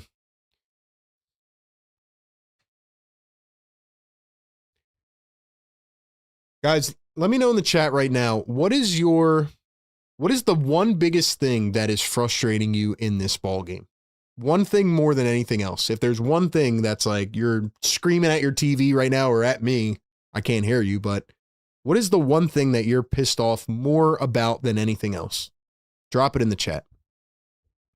Tatum a 3. That one's in and out. By the way, once again, thank you to everybody that is in here, though. I do appreciate it. 1,000 people in here. Get us to 500 likes. Let's go. Shout out to the members as well. Y'all are continuing to crush it, man. Here come the Boston Celtics on a steal. Jaylen Brown drives, puts it up, misses it. VJ has it. Here comes Maxey up the floor to Grimes. Now Embiid under the rim, blocked from behind, and Embiid lost it out of bounds. The Celtics literally run all the way back on defense. They literally run all the way down the freaking floor. See, this is the Celtics team coming into the series that I expected to see. This is the Celtics team that I think can go to the finals. And I hate the Celtics, and I hate to say it, but it's just true, man. Now we got a challenge, I think. Let's see. Maxey and VJ, no IQ, says Dom. Dom, what's up, bro? Good to see you in here, Dom. What's up, Dom? Boston repeatedly getting their boards off of misses, says Estelle. Rachel says, I hate being embarrassed by my own team on home court. I hate the Sixers have no plan and no energy.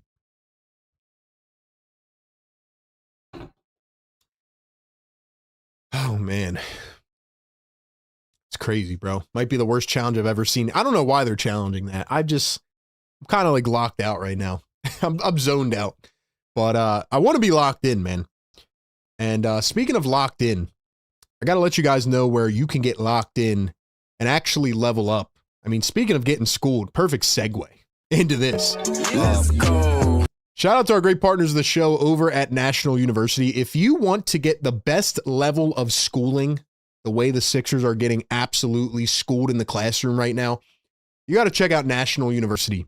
Our great partners of the show all season long. They offer 4, 8, and 12-week online flexible courses designed to make pursuing your education achievable. They're an accredited nonprofit university, one of the biggest in the United States, giving you support to balance your life. Over 150-degree programs, credentials, and certificates. As a veteran-founded university, they awarded nearly $55 million in scholarships and tuition reductions last academic year. They'll customize education plans for you that include adaptive instruction and holistic student support. They give you all the academic resources needed to balance out your academic career. So if you want to level up, get that next degree, and start maybe schooling yourself. Maybe the Sixers need to go to NU.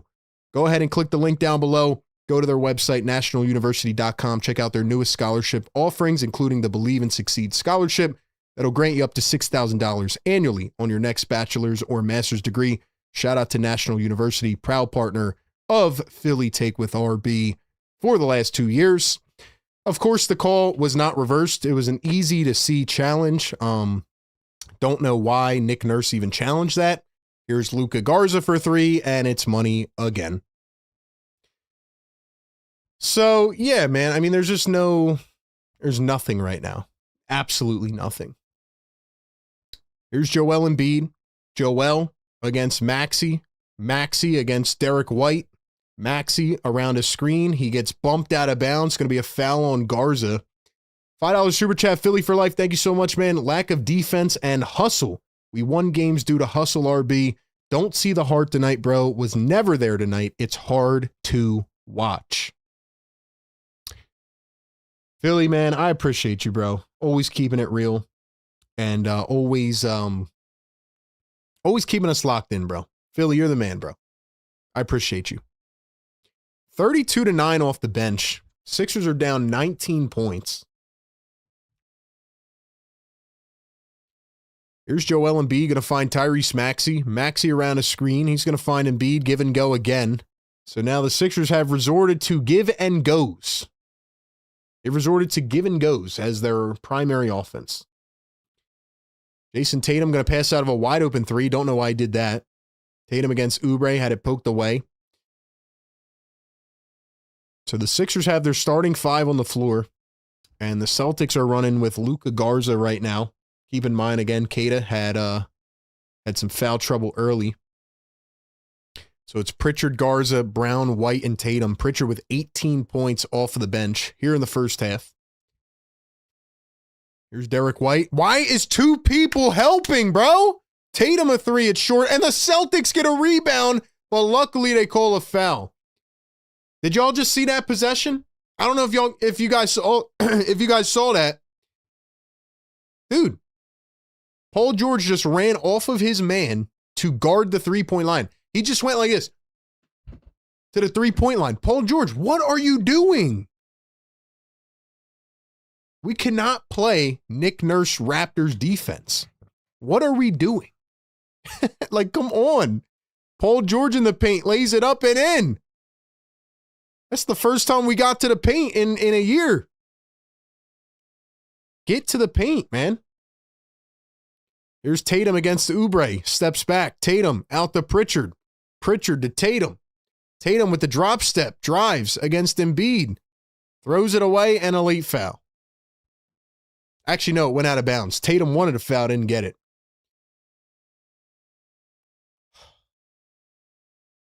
Guys, this is crazy, man.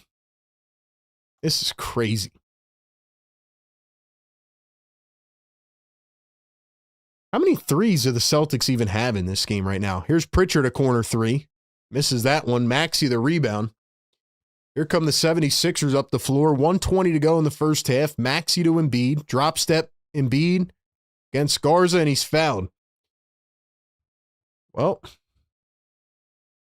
it's nice getting to the free throw line, but feels like it's been a minute. And I don't know if the Sixers can keep getting to the line because they need some three-pointers, man. Sixers are 3 of 11 from three. The Celtics are 10 of 26. Garza's got 3 fouls now. Honestly, bro, I think the Sixers just need to get the fastest three-point shooters and just put them on the floor. Like, this offseason, just get the fastest team possible. I'm tired of playing with guys that can't hit threes. And, yeah, it's just not fun. So the Celtics have 30 points off of threes. Celtics have 30 points off of threes, and the Sixers currently have 37.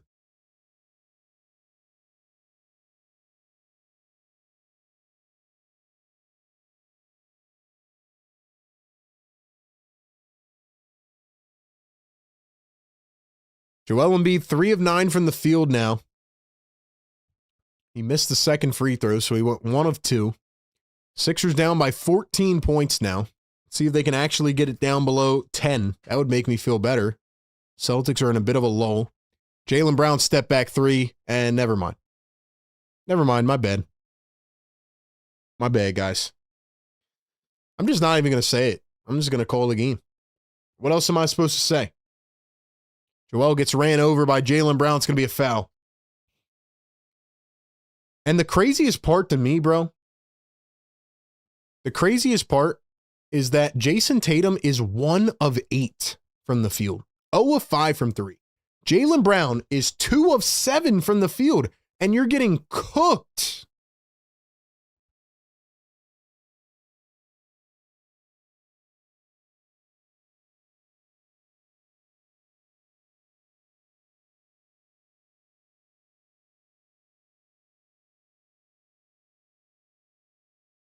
I just don't know what to say, man.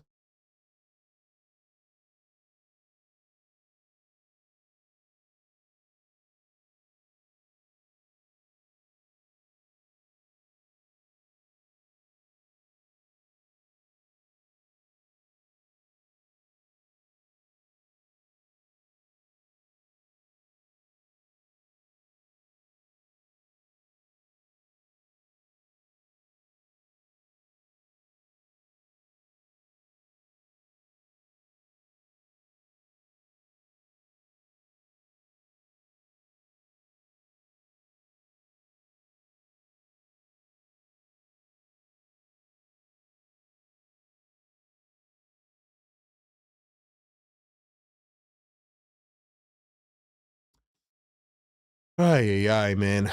$2 Super Chat Philly for life. You cannot keep up with this team without shooting threes. It's true. Sixers can't hit any threes right now. They can't hit any threes, man.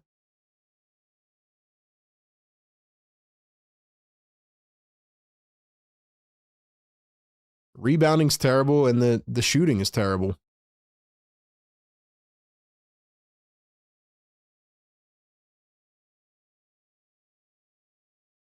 Maxi's got 3 shot attempts.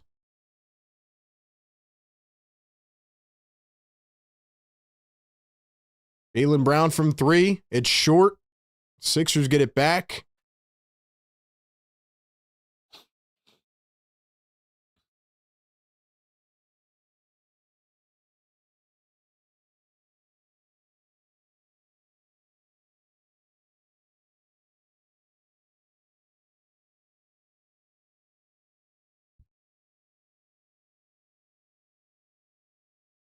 Jaylen Brown going to drive all the way, spins, fades over Paul George, and gets it again. You know what I noticed too, guys? You let me know if you agree in the chat. Hold on, here's VJ, last shot, 3-ball blocked. Wow, dude. This is like complete belt-to-ass bullying, bro. You know what I noticed too, man? You let me know if you agree. And let me know what you think, like, as to why. The Sixers just can never show up in the big game, bro. The Sixers cannot show up in the big game. That's also what I notice. Is that the coach's fault? Is that the player's fault? I think that's part of it, man. Oh, and also, by the way, like when some of you guys come out here and you're like, yeah, you know, you're just negative, you're just hating. This is what we are used to at this point. It's a numbing feeling, man. It really is. Because no matter what they change, personnel-wise, coaching-wise, it all starts at the top. When you have an ownership group that is not serious and will continually duck the tax and will not add to the team, these are the results that you get. Now, even with that being said, to do what you just did in that first half, like I think we can all agree, right? Even if they don't win the game, you got to put effort on the floor, man. What I just saw out here was the bully in the lunchroom who takes the kids' money and just, you know, completely demoralizes them. That's what I saw. Wasn't even close. Not even, like, these two teams weren't even in the same stratosphere, man. For many reasons. But, yeah. I don't know, man. Give me your thoughts, man. Welcome on into the show. Obviously not an easy one to watch so far. Game number 4. Joel Embiid back on the floor. We thought, okay, the 76ers could have some energy, some life with him back, you know, an opportunity. And they are down by 18 points at halftime. It feels like they're down 48, if I'm being honest. Feels like they're down 48 points. Yeah, give me a word in the chat to describe this game right now. Give me a word or a thought or a takeaway to describe this game. How would you describe this game? What is the number one reason the Sixers are losing like this right now? $2 Super Chat Philly for Life says 1000% RB, completely opposite of our birds show up. It is crazy, man. And you know what the difference is, Philly? Is that the birds actually have a competent owner and ownership group and a GM and all them that are so living, breathing, and dying by winning.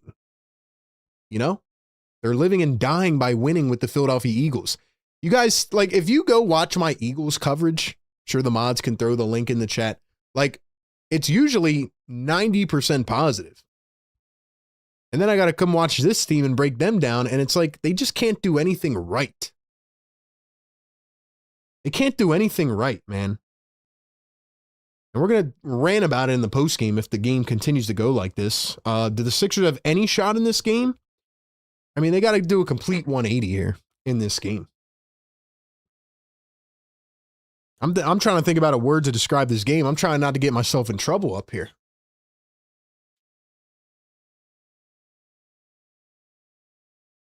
Yeah, I mean, that was my one word is, or 2 words, absolute embarrassment. Absolute embarrassment. That is my words. Absolute embarrassment. Let's see what we got up in the chat. embarrassing, overhelp, pathetic, demoralizing, ungodly, no heart, sloppy, Pritchard, grotesque, rebounding, atrocious, coaching, shameful, dysfunctional, insignificant, rebounding, ridiculous, shameful, waste, deflating. All pretty good words to describe this game so far. This feels exactly like Game 7 back in 2023, where it's just a complete one-sided affair. And I'm going to tell you 3 reasons. We'll limit it to 3 for right now as to why this game is the way it is. I know it's hard, but for a second, we got to shake off the negative vibes. Let's take a step back from wherever you're watching me on screen, computer, tablet, whatever, TV. Take a deep breath. I'll be your therapist. Take a deep breath, in and out. We got to shift away the negativity for a minute. Because really the only positive thing tonight are the extra segments. And before I get into my reasons and rip the 76ers, I got to tell you about Fanatics Collect. Now, this is really freaking cool. If you have not checked out the Fanatics Collect app, you got to download their app and give it a try. Completely free to download. If you wanted to build an NBA collection, get a piece of NBA history, maybe get some awesome memorabilia, maybe you're into that stuff, and you don't know how to really go about it. Well, this is the perfect way to get started. They had the Bowman basketball launch a few days ago, where they now have licensed NBA cards and NCAA cards on their app. And you can be one of the first to purchase an officially licensed trading card from the historical upcoming draft class on the men's side. AJ DeBansta, Darren Peterson, Caleb Wilson. You can check out some of the Sixers cards. Who knows? Maybe they'll drop in value after tonight. If you're a Celtics fan, you can check out some of the Celtics stuff they got on there. I'm talking about all kinds of crazy memorabilia. Some of the coolest trading cards. I just ordered 4 cards today. I got them coming in. I'm going to show you on the next show if they come in time. And even if you're brand new to collecting, this is a great place to start because Fanatics Collect makes it easy and accessible for everybody.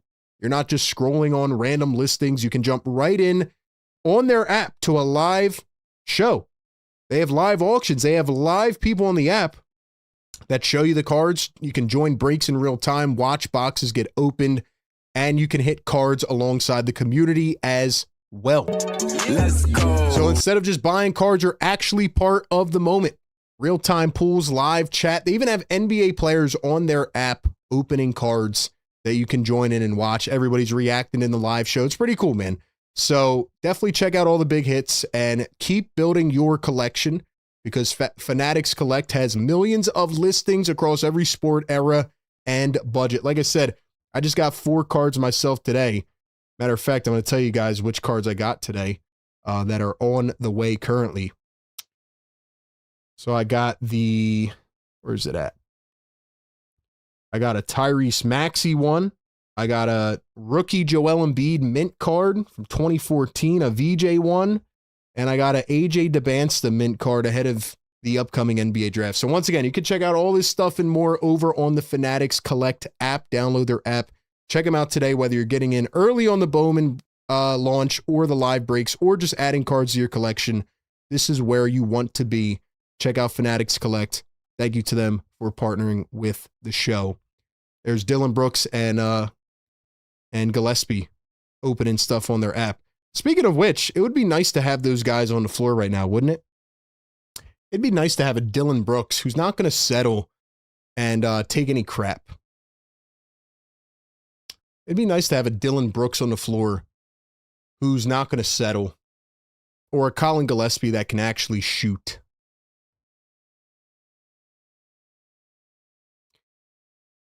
So anyway, man, do I really want to rip them right now?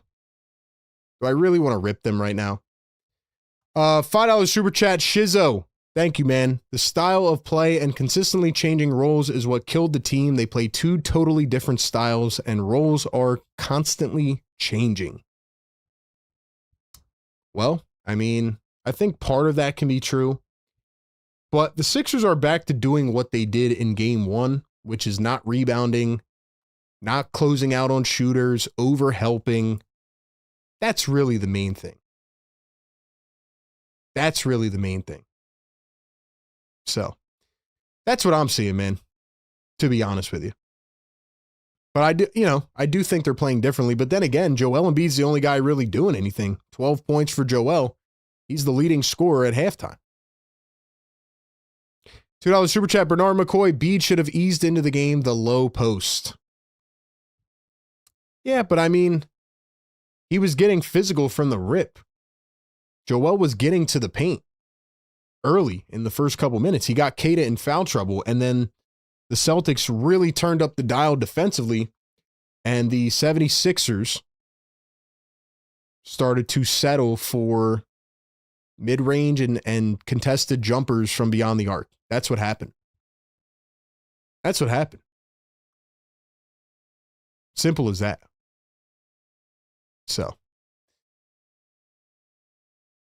at the end of the day, man, the Celtics are the better team. We knew that coming into the series. And the Sixers tonight, even with Joel back, you think they would have energy. And I mean, again, we just let them like fool us. You know? We let them fool us, and we let them rope us back in when in reality, things are not going to change. I hear you on the style of play thing. I think that Joel Embiid does naturally slow the game down, but there's so many more issues tonight than just the offense in terms of Joel Embiid and how they're playing. The terror is that, again, they can't knock down their open threes. Kelly Oubre's 0 of 5 from the field. BJ Edgecombe's 1 of 5. The fact that Tyrese Maxey only has 3 shot attempts at halftime is just absolutely criminal. I mean, that's just absolutely criminal.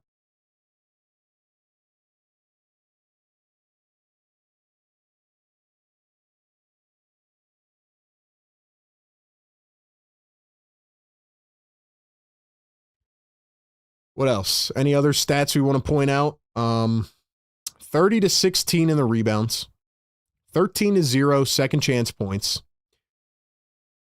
And also the Boston Celtics have guys that can knock down shots, aka Peyton Pritchard, who started the series cold. And Peyton Pritchard has 18 points in the first half off of the bench. 18 off the bench. 32 points off the bench for Boston. 9 for the Sixers. 32-9 off the bench in the first half. Simply put, in totality here, the Sixers just don't have enough. Now, if they come back and if the Sixers come back and they somehow win this game, then shout out to them. But I just don't see it with the way they're playing. And I see some of you guys, letting your frustrations off. Like, again, I'm not really even reading the chat because I already know what's going to be in there. But the people that are getting mad at me, I think it's comical. All I've done is just sit here and tell you the exact truth this entire series.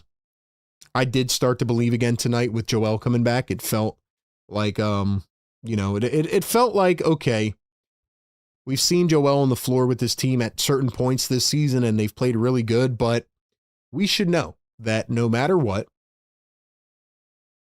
the Sixers have done this time and time again. They don't have enough depth. They don't have enough shooters. They didn't add anybody at the trade deadline, so it's on us for thinking that things are going to change. Simple as that, bro.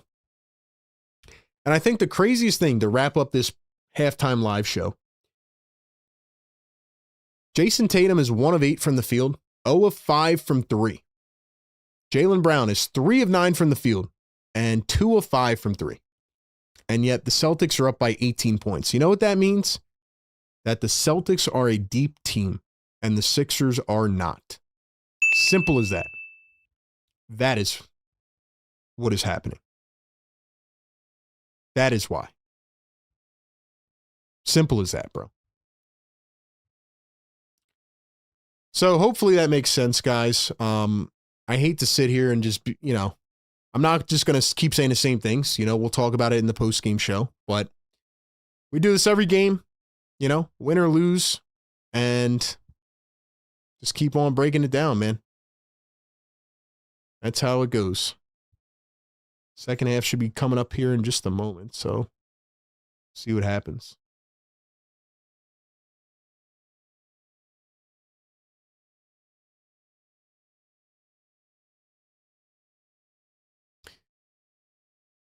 Ay, man.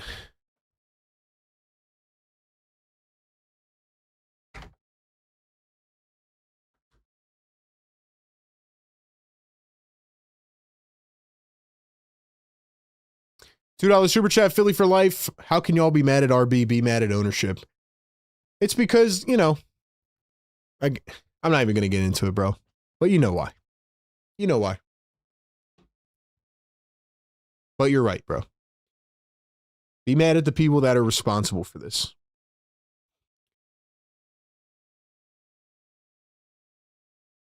Sixers just have no game plan in the first half, and we'll see if they have anything coming in here to the third quarter. A comeback here would be absolutely miraculous. We'll see how it goes. All right, guys. 900 people in here. We did hit 500 likes. Drop the yes, sir. See if we can get a little bit of energy going, man. Yes, sir. Yes, sir. Maxey for 3 and knocks it down on the first possession. So Tyrese Maxey comes out of the gate with a 3-pointer of his own. It is a 15-point ball game. Good way to start the third quarter. Yes, sir. Wake them up, man. Let's go. Sixers hopefully woke up at halftime. All the assistant coaches are off the bench, including Kyle Lowry. Tatum steps back for 2, gets hit, and 1. So Kelly Oubre going to pick up the foul, and Jason Tatum is going to the line for 1 more.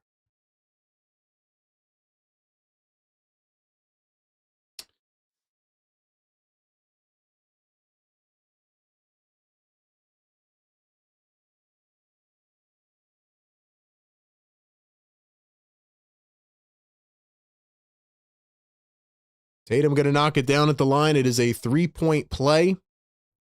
Half a minute into this third quarter. See if the Sixers have any magic left. Here's VJ Edgecombe going to pop a 3. That one is short. Man, what happened to VJ, bro? What happened after game 2? Derek White going to find Jason Tatum. Drives the lane, goes up, and it was knocked away out of bounds. Going to stay with Boston. Shout out to the members. Shout out to the mods. Mods, go ahead, drop that link tree in the chat if you can. Kata up at the top. He's guarded by VJ Edgecombe. Kata going to find Jaylen Brown. Jaylen Brown working against Tyrese Maxey now. Brown goes up. He's fouled as well. So Jaylen Brown to the line for 2.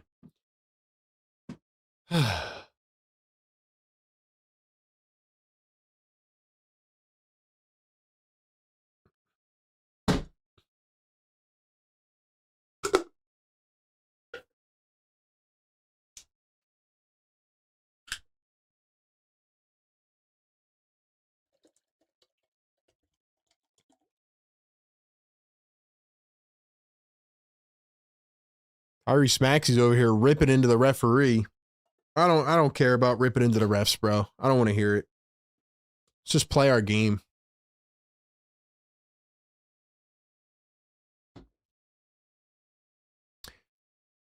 Jaylen Brown going to knock down a pair at the line. 19-point game. Celtics lead it. Here's Paul George now with the ball. Embiid sets a screen. PG going to drive to the lane. Guarded by 2. Goes up and lays it in. So the Sixers have come out running a little bit of an offense here in the third quarter, which is what we've been waiting all game to see. Jaylen Brown kicks back to Tatum. Tatum, one bounce to the corner. VJ overhelps. Hauser misses the 3. Joel has it.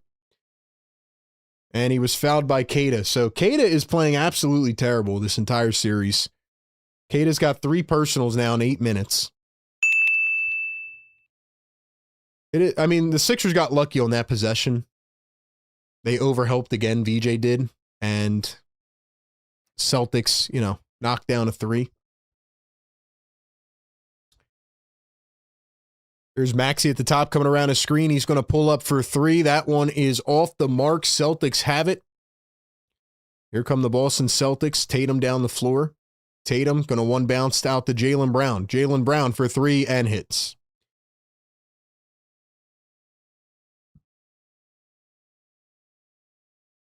Here's Joel Embiid at the top. He's going to find VJ Edgecombe. Embiid sets a screen. VJ spacing out to the mid-range. Goes up, misses it again. So the Sixers just literally cannot make a shot. Here come the Celtics. They're trying to get the switch onto Embiid. Brown getting grabbed by VJ. It's going to be a foul. What happened to the hunger with this team, man? What happened to the fight? $2 super chat, Deep Space. Thank you so much. I have a headache watching the Sixers. Yeah, you're telling me, bro. You're telling me, man. Headache isn't even the word. I have a migraine watching this game. This game's giving me physical pain watching. Paul George steals away the pass. Driving up the floor, jogging. Why are you jogging up the floor, dude? VJ to Embiid. Embiid back to VJ. Around a screen. VJ turns, spins, kicks. Here's Joel. VJ at the wing. VJ up to Joel. Spacing out. Joel for 3. Off the mark. Dude, this is so lousy, man. This is so lousy. Tatum drives the lane. Had it poked away again. VJ picks it up. 2-on-1 fast break up to Maxey. And Maxey was blocked at the rim. So the Sixers couldn't even convert a 2-on-1 fast break. Yeah, this game's over, guys. I'm just letting you know right now. There's no hope in this game. Jaylen Brown guarded by Tyrese Maxey. He's going to spin to his left. Now back to his right. Brown going to turn, spin downhill. Turns, fades. Oubre blocks it. It's going to be a jump ball.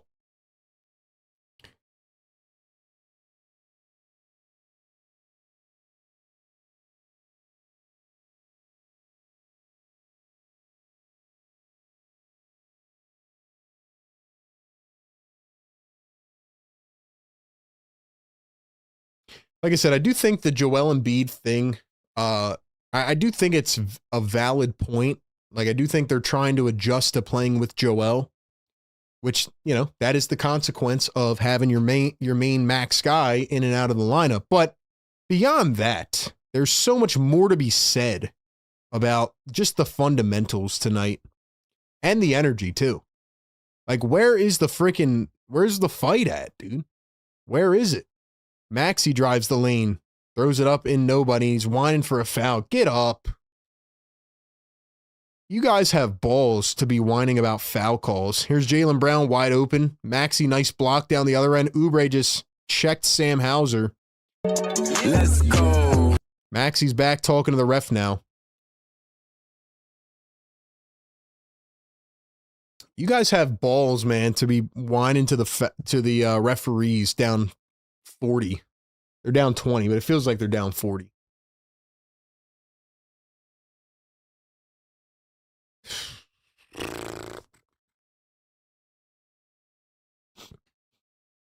Jaylen Brown going to turn, spin, fade, got it, and won.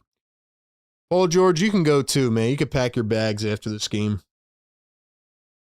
There's a bunch of people in the comments last game on the postgame. They were like, dude, you're mad at Paul George because he had a couple pick and roll possessions in the fourth quarter? Yeah, he showed no defensive effort the entire game.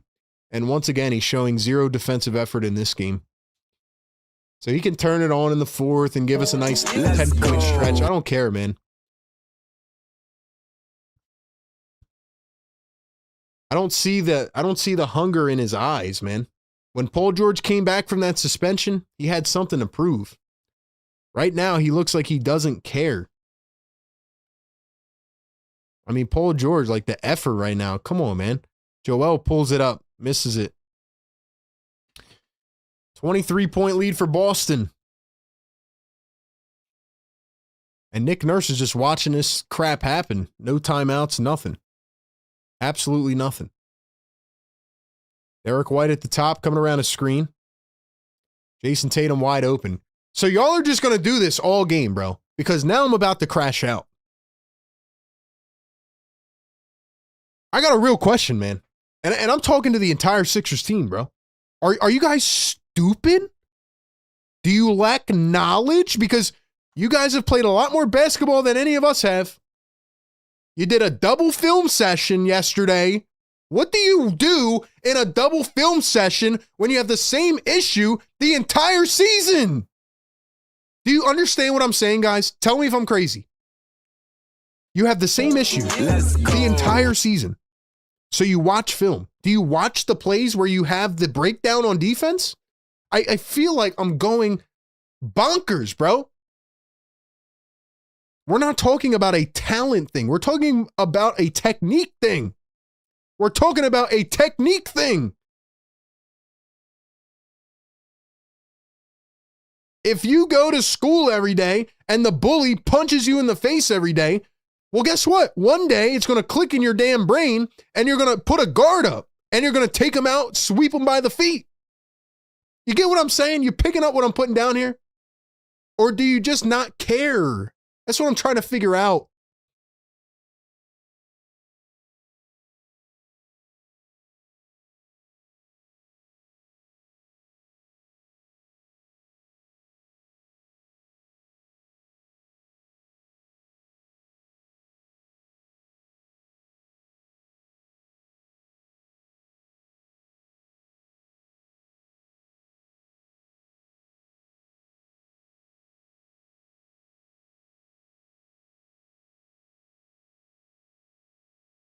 Do you guys understand what I'm saying? Or am I just talking crazy? That's what I want to know. I mean, y'all do this every game, bro. What are you watching in film session? In double film? The offense is one thing, right? We can talk about that.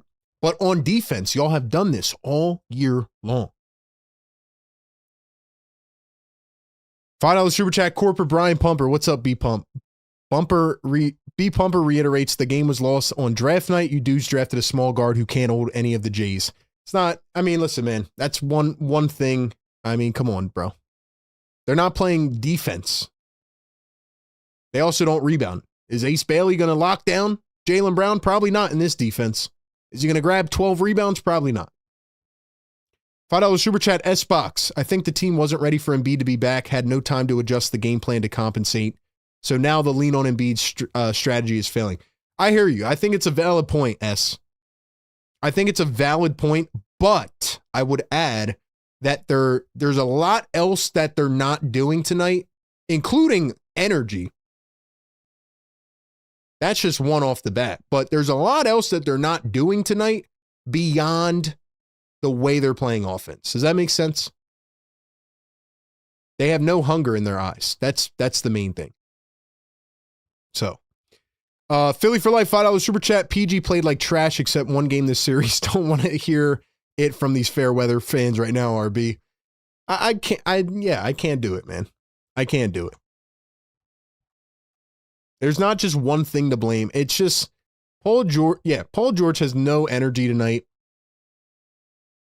Joel's trying to shoot, but he also is just not in rhythm.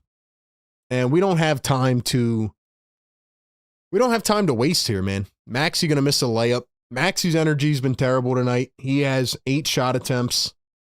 Derek White wide open again from 3. Short. Kada trying to get the rebound. Couldn't grab it. Sixers are not rebounding. Drummond's hurt. Bona came in for a couple minutes. Barlow played 6 minutes, 0 rebounds. Team's not ready to play, man. Team is not ready to play.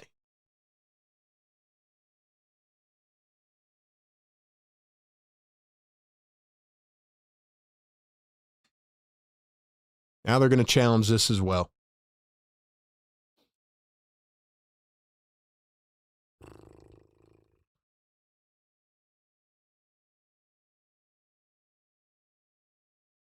Bruh.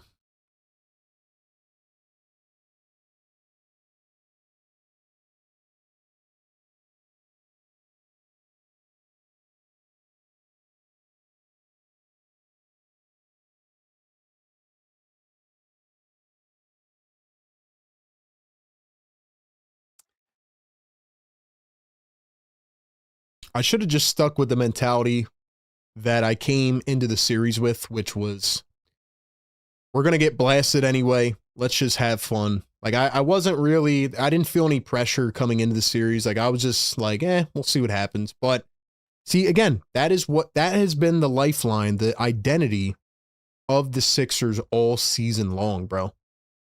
They do just enough to try to get you excited to let you down. They've done it all season long. All season. But the main thing is you have absolutely no energy. That is first and foremost beyond everything else. I don't know how you come into a game with your back against the wall, knowing it has to be a must-win, and with Joel Embiid coming back when the guy should have never returned. Should have never returned. How do you have all these things happen and you come into this game like you don't give a damn? That is disrespectful. $2 Super Chat, Philly for life. You're right, though. We did not come ready tonight, RB.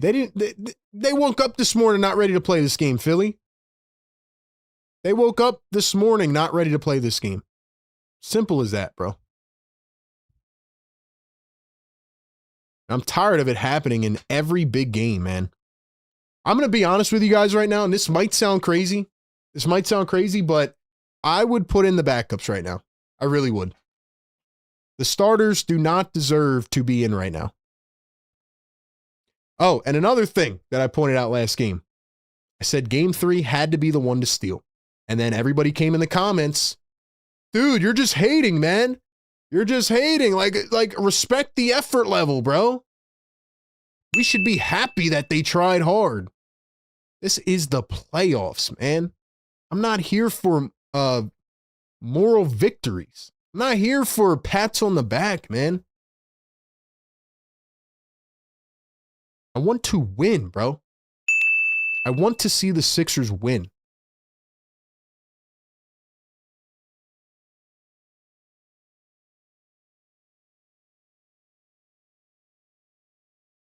I think the Embiid thing is a valid point, but I think they're just doing everything literally terrible today.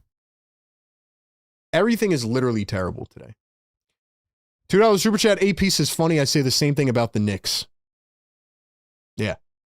Yeah. I mean, the team has talent. They're just not playing like they have any talent. $2 Super Chat, Bernard McCoy, game change when they hunted Drummond with Pritchard. This game changed from the first second, bro. Sixers came out like they were up 3-0, and the Celtics came out like their life was on the line. VJ fouled going to the rim. Kate is down, took a hard spill, getting back up. Real Amorosa says, blows my mind how a team doesn't show up like this. It's so damn frustrating. I agree. We got 920 people in here. Hit the thumbs up button. Subscribe to the channel. Thank you all so much for being here, man. Sticking with me through all of this torture. 69-43. The crowd is dead silent. 7:25 to go here in the third.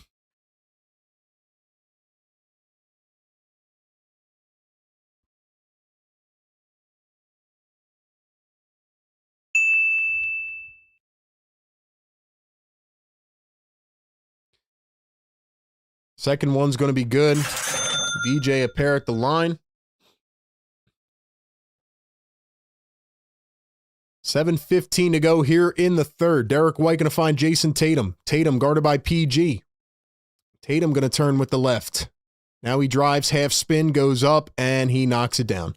Dude, Paul George, if you don't want to play, bro, I advise you to sit down on the bench. Take yourself out of the game, Paul George. Please. Let's go. Paul George, mid-range J, misses it. Embiid tries to get the board, goes up, draws the foul, and one. Yes, sir. And one. $2 Super Chat, Philly for life. We needed the last game, RB. We are dropping it tonight, RB. Yeah, we're cooked. Yeah. $5 Super Chat, Julius, what's up? We need a new coach, new plan, new GM, and a different mix of players. Yeah.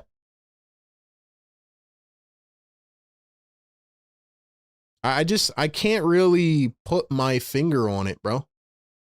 I don't understand how in this big of a game with this magnitude, you just come out so flat, bro. The last two games, like, you guys were fighting every possession the last two games. How do you come out so flat in this game, bro? I don't get it. Tatum gonna drive, spin, kick. Vucevic now, Pritchard. Pritchard had 18 in the first half. Now he's isoing Grimes.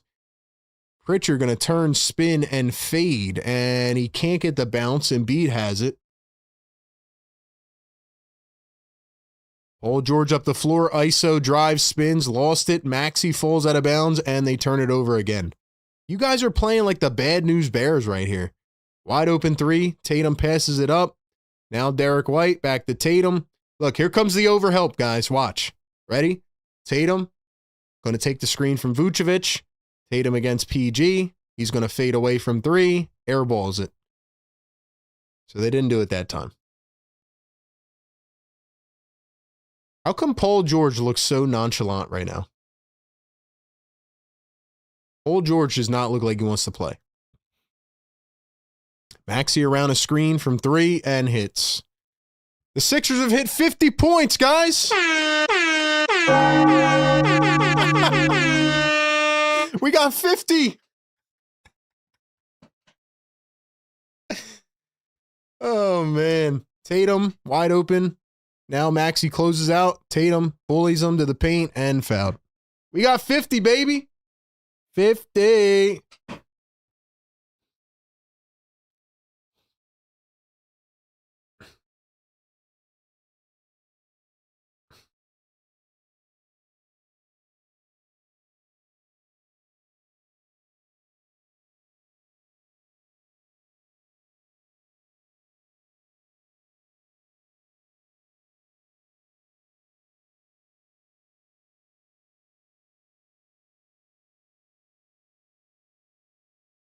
Guys, I am going to rip into this team in the post-game show, man.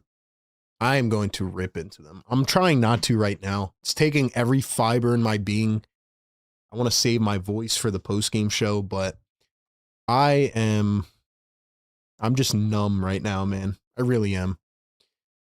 Tatum has 10 in the quarter after the free throws. Paul George misses a bunny, gets it back, goes up again, and finally somehow gets it to go.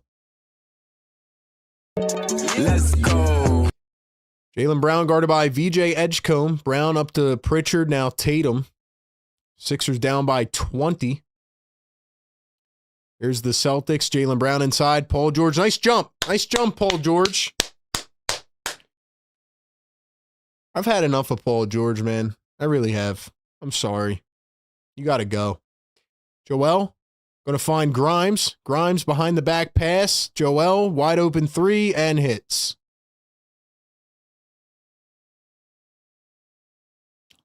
I still don't see it in their body language, though, man. I don't see it in their body language at all. Like, they just look so uninterested. Grimes guarding Jaylen Brown. He turns, spins, and kicks. Another overhelp. Tatum sidestep three, and it's money. Yeah, so they're not going to change anything. They're not going to change anything on the defensive end. Why would they do that?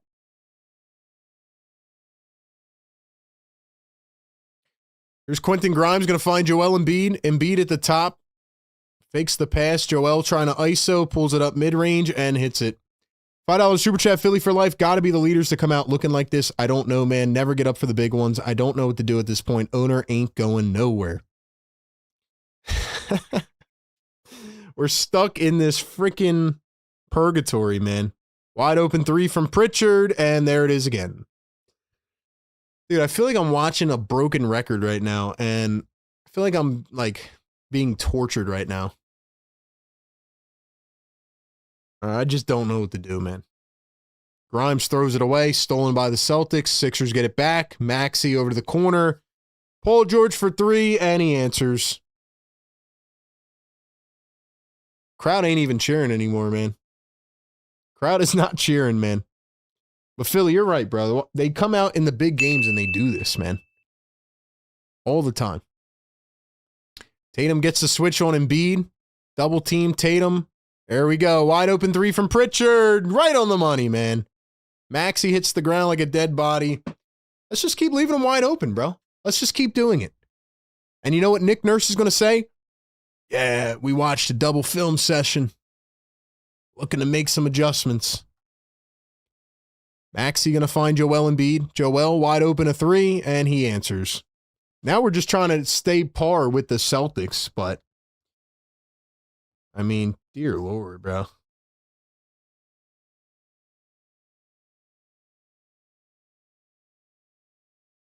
Jason Tatum gets the switch on PG. Tatum one-on-one, lefty, drives, hit him with a shoulder, offensive foul.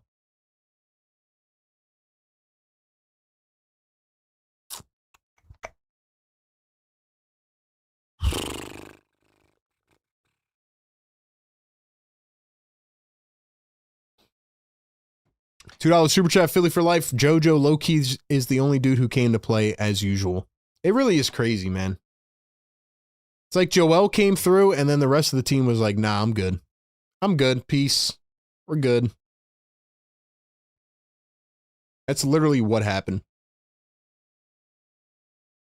Maxey guarded by Jordan Walsh now. Grimes working against Pritchard. ISO again. Pulls it up. Is that Drummond? Oh, Drummond's back in the game. At least Andre Drummond has returned. I didn't think he would actually come back in. Shout out to Andre Drummond. Jaylen Brown finds Vucevic, and he's fouled.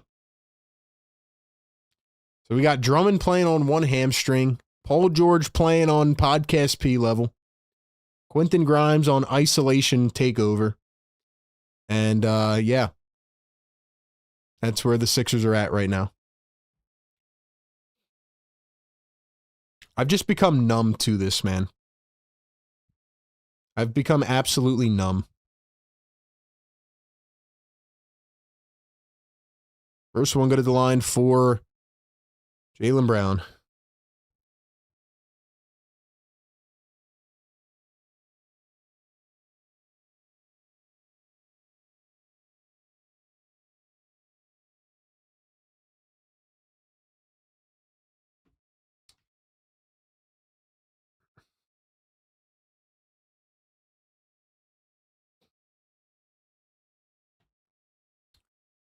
Second one going to be good for Jaylen Brown. It is a 21-point game.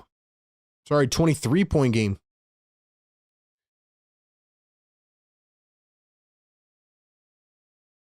Grimes going to find Maxey. Maxey against Walsh. Drives, spins, fades. Maxey got it. 86-67.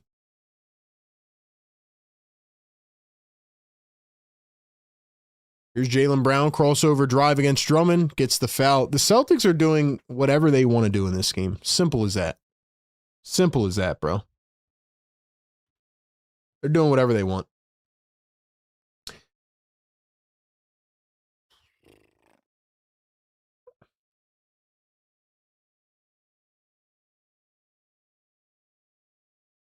Drummond and PG are out here talking like it's a regular season game number 32 in December.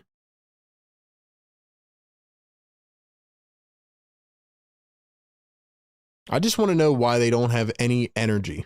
That's what I want to know. We can talk about the basketball stuff. We can talk about the basketball technique and all that, but like why do you have no energy in this game? That's what I want to know. Drummond with a nice little shoulder there to Jaylen Brown. A little bit excessive.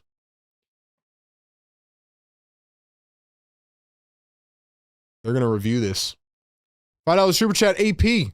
That is impressive to come back from surgery, and days in the playoff series will be a good selling point if you need to trade Golden State, maybe. I don't know who wants to take the Embiid contract. Extension starts after this season, so I don't know who's going to want that 3-year extension based on the availability. Still reviewing this, man.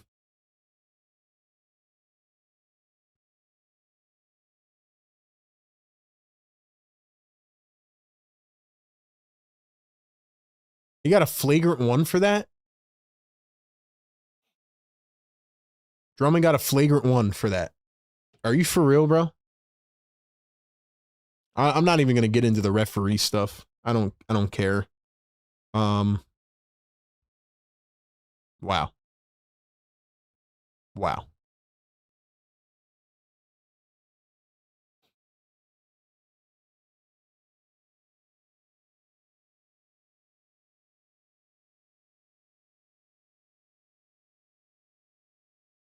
See, now, if Nick Nurse was an actually good coach this season, he would get Andre Drummond out of the game right now. Like, there's no reason for Andre Drummond to even be playing anymore. Like I said, there's times where Drummond looks good and times where he looks horrendous, and he is absolutely terrible. He is hurting the team. Get him off the floor. Yeah, he can't play anymore tonight. Absolutely not. Dude, the fans behind the ESPN broadcast right now look miserable. Miserable. Jaylen Brown's going to miss the free throw. Oh my gosh, man.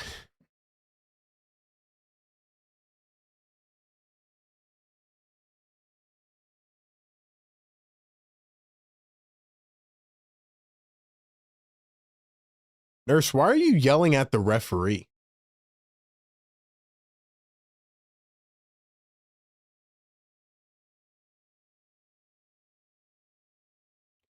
Peyton Pritchard working against Quentin Grimes. Peyton Pritchard steps back mid-range and hits it. 89-67. Well, at least the anxiety isn't high anymore. Here's a three from Maxey. In and out.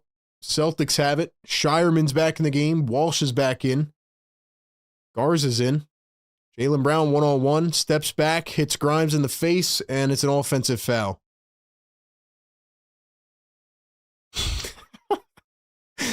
Nurse, you're getting on my nerves, bro. Nurse, you're trolling, bro. I just saw Nick Nurse. Nick Nurse just ran down the referee after that call. I think he wants him to review it. I haven't seen Nick Nurse do a full sprint like that in a while. Now they're going to review this as well. This game's like dying a slow, painful death, man. Like, come on, man. Come on.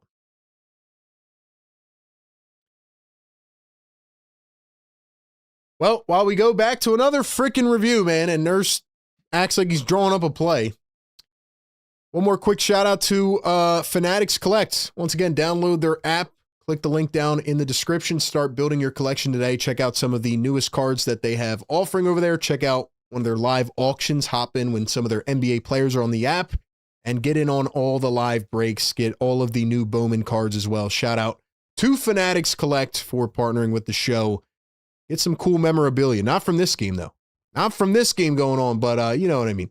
Check out some of their the rookie cards and a bunch of other stuff they have going on.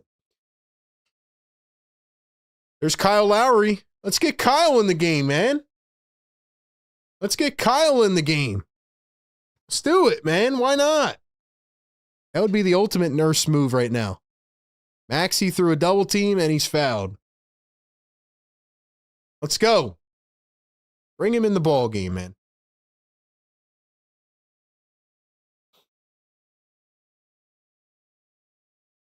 All right, I want to give a shout out to some of the channel members in the chat. I know I haven't done that tonight. Haven't really been reading the chat because you know, the people that come in here during these types of games, it's wild. But members, drop some comments in the chat. Drop those emojis so I can shout you out, man. Give some love to my great community that holds it down regardless. Let's see who we got up in here, man. Don Boyle, what's going on, bro? Says, what do you say, trash? Kion, what's up? I can't watch this anymore. Daniel says, why not? Kyle, get your butt in there. Maxey gonna knock down at the line. Ben says, Nurse sits and does nothing, you moan. He gets lively and shouts, you moan. Are you being for real, Ben? Pritchard down the lane, puts it up, and lays it in. Are you being for real, Ben? I want him to moan and bitch at the team, bro. Not the referees. I mean, come on, guys. Let's go. Come on, guys. See, it is right. I go to the chat, man, and yeah. I want him to call up actual plays. I want him to call up an actual offense or do something. Not cry at the referee the entire 48 minutes. Pritchard a step back and hits it. I mean, it's unbelievable, Ben. Like, come on, bro. You got to wake up, dude. Simple as that. Drummond just got tossed on the ground. Another foul. $5 Super Chat, Philly for life. This game is like dying a slow, painful death. Dying right now, RB. LOL, Nurse going to pretend to draw up a play. At least I got some laughter out of tonight. He's got the clipboard out, man. We know you're not drawing up any damn play, bro. We know you're not drawing up any play. Careful, Philly. You're not allowed to talk about Nick Nurse apparently now. Got Nick Nurse stands in the chat. Just because I'm tired of him moaning at the referee, bro. We're down 5 million points, and Nurse is doing sprints down the sideline to yell at the referee. Yeah, I'm mad about it. It's not even their outmatch. They don't do anything schematic to capitalize. Bingo. Bingo, they don't do the little things. Andre Drummond going to knock down the free throws. 4 seconds to go here in the third quarter. Pritchard drives, and he's fouled.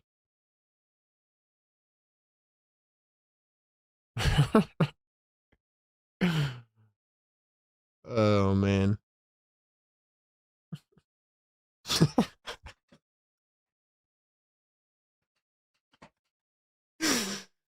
Oh, my God, man. This is crazy. Crazy. How long has this third quarter been going on? I feel like I'm in a continuum, bro. End the third quarter. End the third quarter, man. Can't take it anymore, man.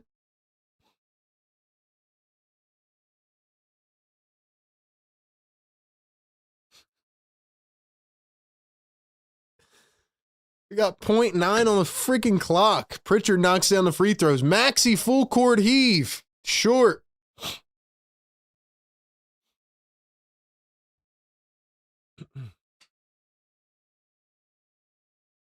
$2 Super Chat, Philly for life. Nurse over there with the fake clipboard RB. LMAO. He's drawing up a play. Bro, you're not drawing up any damn play. Oh, man. And then we got Nick Nurse stands in the chat. Like, bro.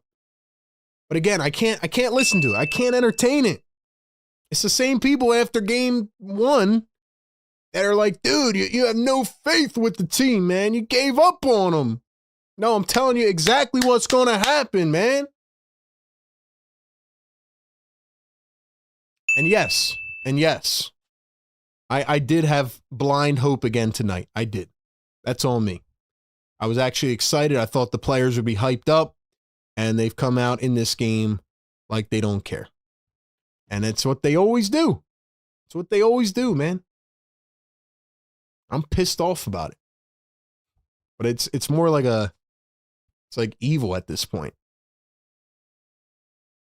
$2 Super Chat, Philly for life. We're caught in a loop, RB. Slow torture, fam. I feel like the third quarter was going for like an hour. Same thing. All quarter. $2 Super Chat, D-Space. Pritchard looking like Allen Iverson. Looking like Curry out here, man. This boy Pritchard's got 32 points off the bench. You know what Peyton Pritchard does? When they ask him about Joel Embiid, he says, yeah, we're not worried. We're good. And then he actually comes out after talking smack and he backs it up. And he drops 32 points.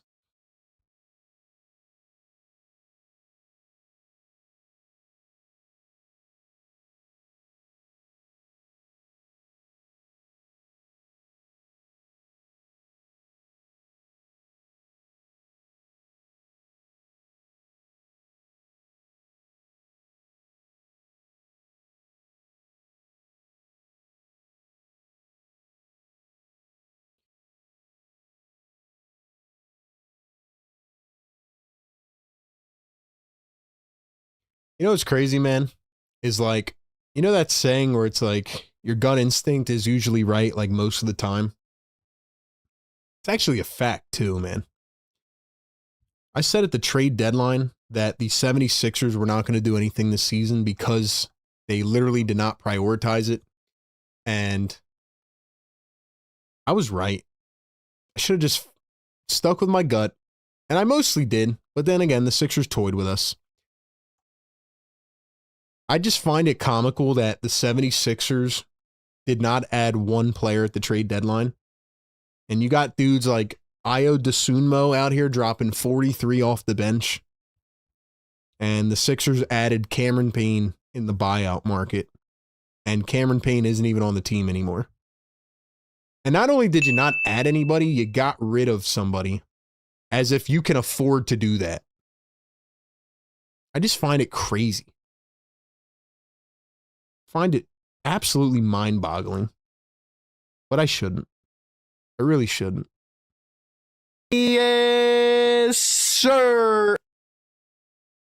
$2 super chat. Estelle says next year competer tank. I'm not there yet. Got to see what happens in the offseason. Philly for life, $10 super chat. Not going to lie, started to have hope again after VJ was hooping Maxi's fourth quarters. Then to see Embiid back, I was bought in. Then we came out flat as... and I knew it was over. Yo.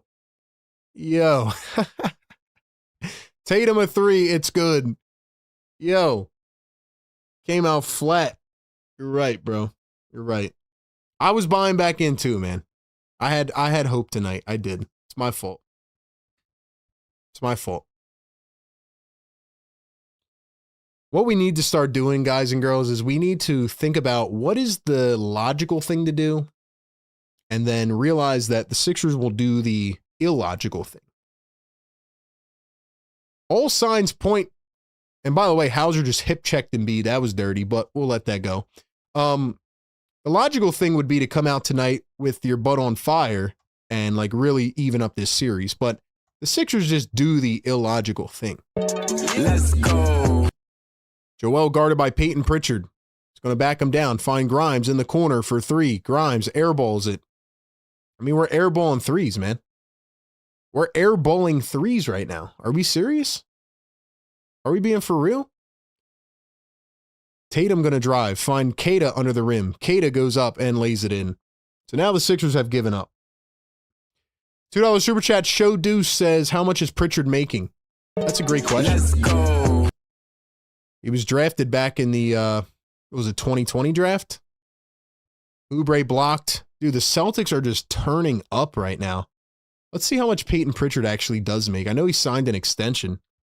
Former 6th man of the year. I liked Pritchard in that draft. I was a big fan of him. Here's a 3 from Tatum. Fouled and one? Oh my gosh, man. Peyton Pritchard's contract. He is currently, this season. Oh my gosh, man. Peyton Pritchard is making $7.2 million this season. He's on a 4-year, $30 million contract extension on his rookie extension. He's making $7 million.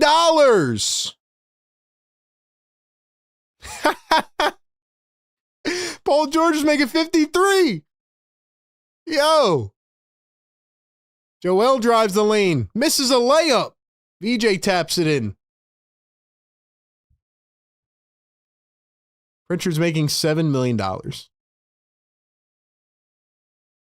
Tatum 1-on-1, blows by Embiid, floats it up off the backboard. Keita wasn't ready. Maxey drives on a fast break, lays it in. 104-78. 9:50 to play. Pritchard with the ball again. My bad, I mean Curry. Pritchard dishes it off. Walsh wide open. Grimes just did it again. Luckily they missed, but the Celtics get a board. Hauser from 3. It's off. Holy crap, bro. They still have not learned how to play defense. Maxey's, his splint is off of his pinky. Oh my gosh. Maxey lost his pinky splint. His pinky's literally bending. $5 super chat from Flaccid. RB, where does this team even go from here after they inevitably lose the series? You think Nurse and Morey are gone? Something has to change. Yeah. I think Nurse is definitely gone. I think Morey will be probably gone. But again, starts at the top, bro. Something definitely will happen, especially if they lose in 5. But then again, people are going to come back and make the argument, well, what if they were actually healthy? What if Joel played from game 1? Yada, yada, yada. And we're going to keep going down this same rabbit hole. But yeah, maybe it's the Josh Harris, Bob Myers summer. Maybe. $5 super chat, corporate Brian Pumper. The generator, bro, he can't guard a parked car. I told you, RB, he'll never be anything more than Josh Okogie 2.0. He is too little to play defense. Okay. Listen, bro, I don't know what to tell you. He's 20 years old. He had 30 and 10 game a couple games ago. If you're mad at him tonight, I hear you. He's bricking shots the last 2 games. 20-year-old rookie. Should they be relying on a 20-year-old rookie? Probably not. But I hear you, B-Pump. $2 super chat, Philly for life. Word, whatever is logical, the Sixers will do the opposite. Yeah, they will, of course. Peyton Pritchard's making $7.2 million this year. I actually have to tweet that out. Thank you to whoever asked me that question. I mean, that is value at its finest, by the way.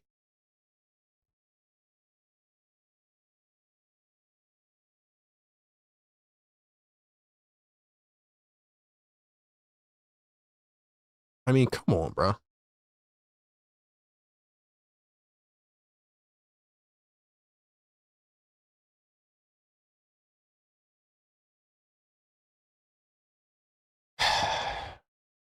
You guys like seeing me melt down? Is that why you guys are on here?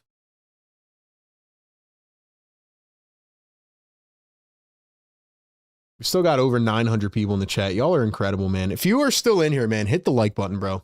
Let's give some shout outs, maybe. I know we probably got a lot of trolls in here. I haven't even looked at the chat in a minute. I'm sorry, but I know how it's going to get.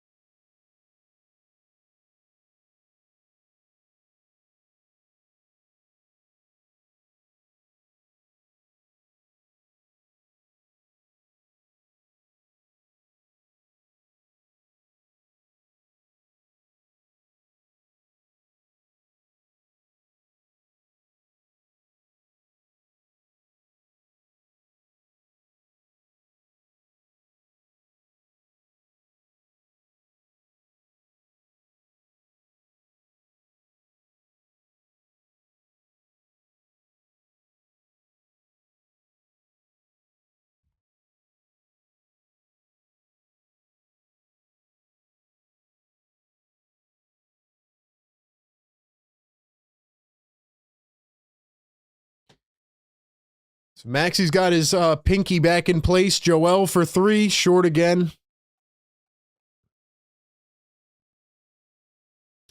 Michael says, watching you wallow in sadness. Well, guess what, Michael? Just the fact that you and probably a bunch of other people are in this chat, you guys are growing my platform. So guess what? I win regardless, bro. Just so you know. I can wallow in sadness as Baylor Shireman hits another 3. At the end of the day, bro, you're in my chat, dude. Simple as that, bro. Yes, sir. Quentin Grimes at the wing, going to find Maxey. Maxey for 3 and hits it. But at the end of the day, man, there's a bunch of Michaels in here, but there's a bunch of real ones too, man. So shout out to the real ones. Shout out to the real ones, man.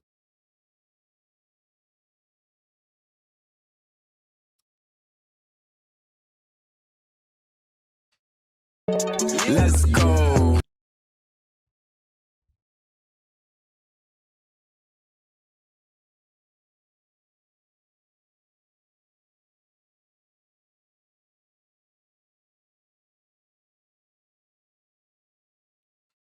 Quentin Grimes coming around his screen, finds Embiid. Embiid arcs one up and gets it to go 107 to 83.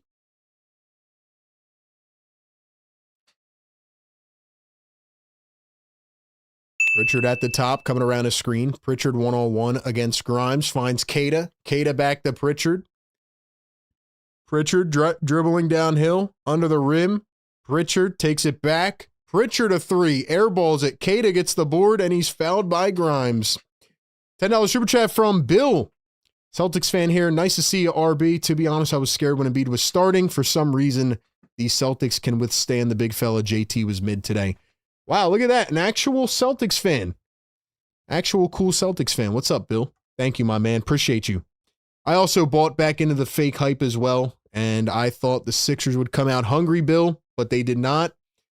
And you're right. I mean, Tatum's played a decent game. He's 25, 6, and 10. Jaylen Brown's played a decent game, but it's just the role players. It's the Peyton Pritchards of the world, so they're just absolutely cooking, and Celtics deserve credit for the way that they have stood on their 10 toes and are just dominating this game. Simple as that. So shout out to you, Bill. VJ crossover, drive, and kick. Here's Joel Embiid, puts it up, finds VJ. VJ under the rim, misses a layup. VJ going to turn, spin, finds Joel. Joel turns, spins, arcs it up, and gets it to go.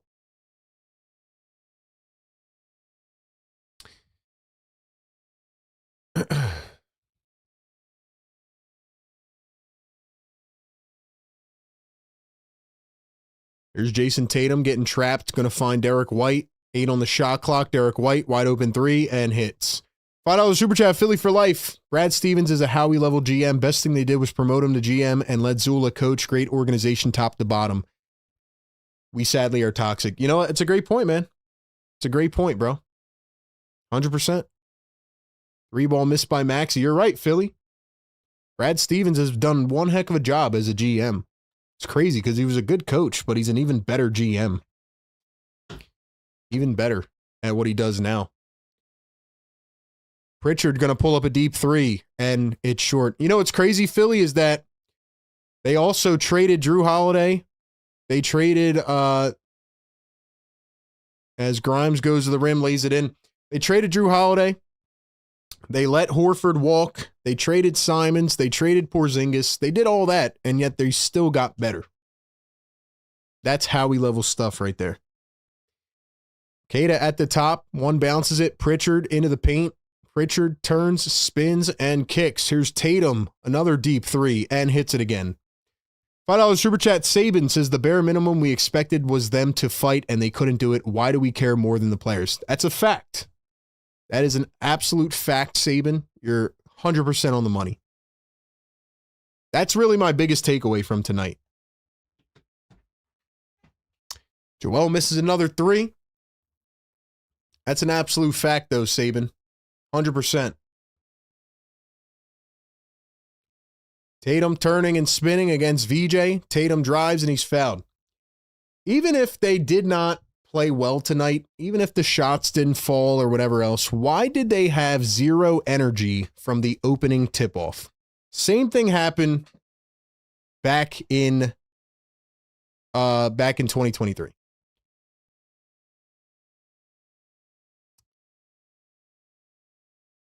All right, let's get this dude out of here, man. Like I said, I don't have time for the disrespect in the chat, bro. If you want to disrespect, good for you. Like I said, you still help me win regardless, bro.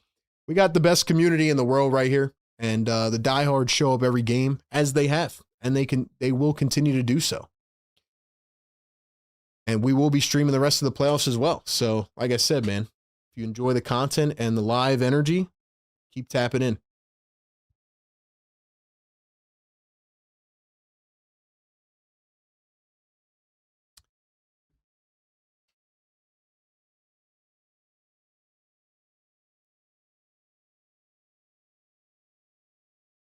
So the Sixers are down by 30 points. Grimes.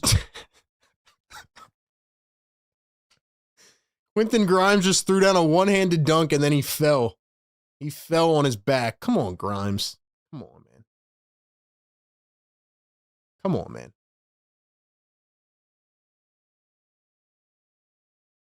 Pritchard going to kick the Shireman. Now it's Walsh. Walsh for 3. That is in and out.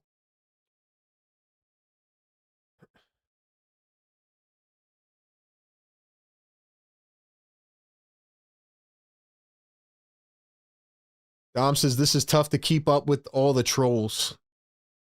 Yeah, shout out to the mods, man. I'm sorry you guys got to deal with a bunch of them, man. It's actually been nice not reading the chat really that much. Now I see why a lot of bigger YouTubers do it. Like I said, man, I'm just here calling the game, bro.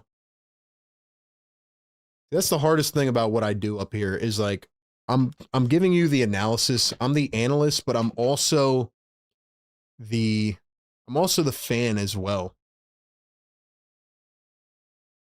I'm also the fan as well. So it's like, it's hard for me to separate the two sometimes, but yeah. Simple as that.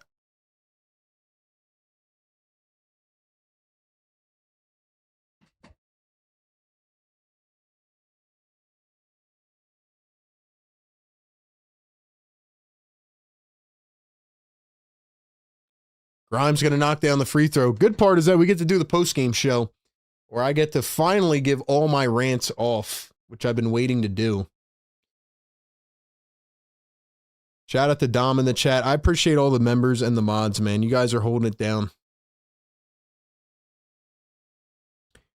Pritchard guarded by Bona behind the back. Watford's in the game. Pritchard going to drive, and he was blocked out of bounds. 4:23 to go.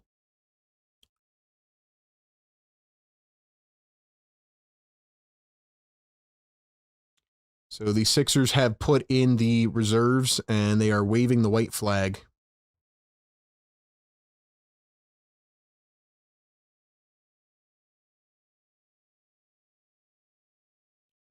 Celtics 32-0 when leading 3-1 in a series. Crazy, bro.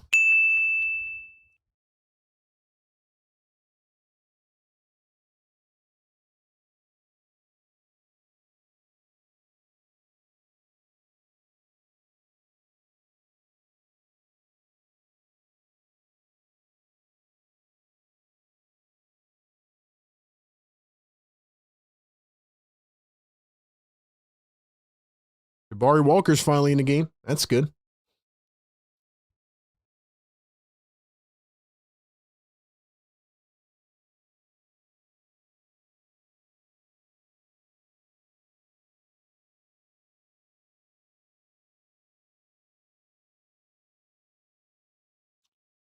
Celtics are still hitting threes, bro.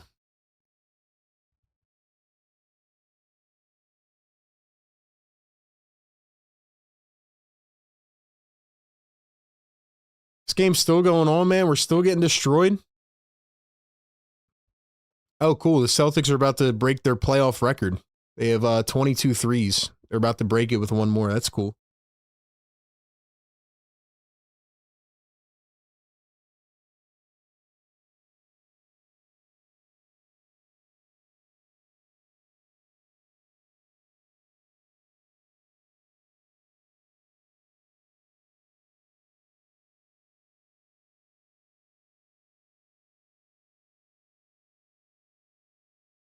Another 3. Shireman misses it. Edwards, Watford.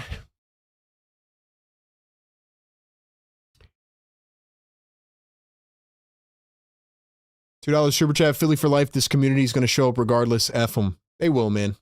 Like I said, all the trolls and stuff, man, they're just helping grow my platform regardless. Like I said, we're going to keep growing no matter what. Sixers fans in the chat, give me one word to describe how you feel right now, man. What do we got? 2:40 left with the reserves in. Got to give one more shout out to our great partners of the show that make it all possible for us and you over at National University. Once again, if you want to get schooled the way that the Celtics are literally teaching the Sixers a hard lesson right now, check out National University. Once again, one of the most comprehensive degree and program options in the U.S., an accredited nonprofit university that has over 150 degree programs to choose from: business, marketing, education, healthcare, psychology, engineering, tech, criminal justice. They have schedules designed for both working and non-traditional students. They awarded nearly $55 million in scholarships and tuition reductions last year. And like I said, 4, 8, and 12-week online courses designed to help you succeed in your academic career, along with a bunch of other academic resources as well. Mental health counseling, peer navigator network, and just everything else to give you a good support system. They know that you can't press pause on life to learn. You're doing it at the same time. National University gets that, so you do not have to choose between school and life. Once again, they are invested in your education and seeing you thrive. And our great partners at National University, who took me to the game like a month ago when times were actually fun, do a lot to give back to their community. And they support their people. And that's why you should support them. Check out their newest Believe and Succeed scholarship. Get up to $6,000 per year on your next bachelor's or master's degree. New year, new goals, new you. Click their link down below and check out all their online flexible curriculums and program offerings. Get more info today with National University. I wish I could get schooled the way that the Sixers are getting schooled right now. I mean, talk about top-level education. World-class education, man.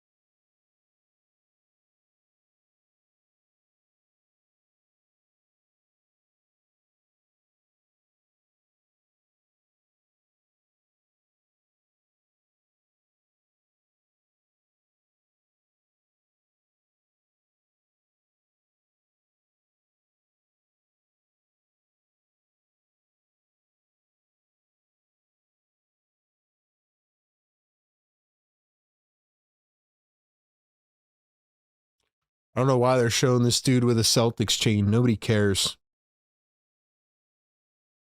Watford going to knock down the first at the line.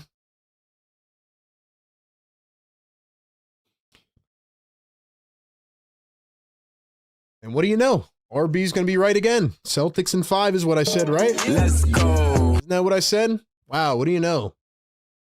Right again.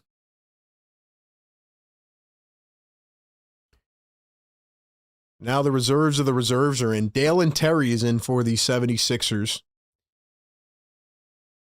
Hugo Gonzalez is in for Boston, and that was Harper? Yeah, Ron Harper Jr.'s in, and Delano Banton is in the game. Anyway, if you guys are new, if this is your first time watching, welcome into the community. We do this every single game for the Sixers. We're streaming a ton of NBA playoffs as well. So make sure y'all tap in throughout the playoffs. Game 5 will be on Tuesday night. By the way, the Celtics just hit their three-point record in the playoffs. 23 threes. Unbelievable. Unbelievable, man. 23 threes.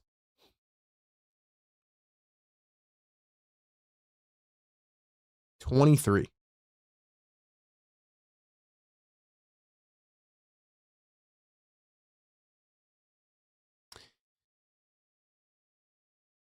Garza in the lane, pick and roll, easy layup. Sorry, usually I have more energy, man, but I'm very demoralized. Let's go. I'm very demoralized right now. It's not easy to sit up here and keep calling this game, but I am. But yeah, man. CT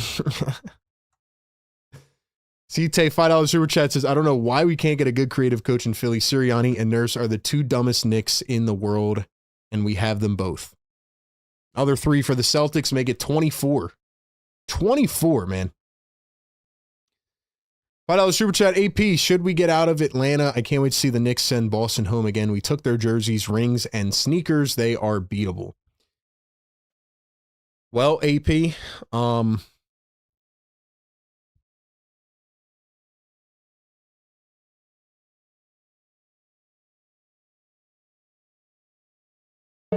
Let's go. AP, I don't want to comment on that yet because the Knicks aren't even out of the first round. But if the Celtics are hitting threes like this, nobody is going to beat them. But again, it is the Sixers defense, so who knows?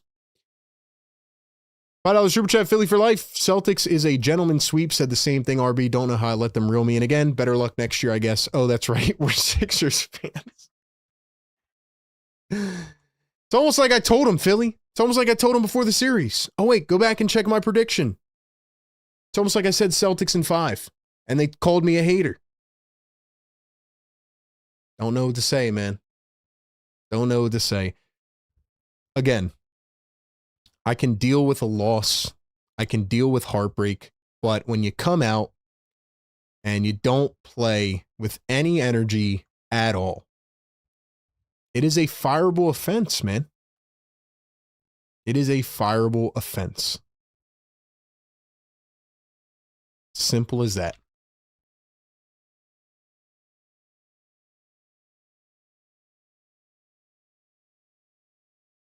Did I just see Nick Nurse chirping at somebody? Was he chirping at the Celtics? I don't know. But anyway, guys, game is officially over. Thank you to our great partners that make this show possible.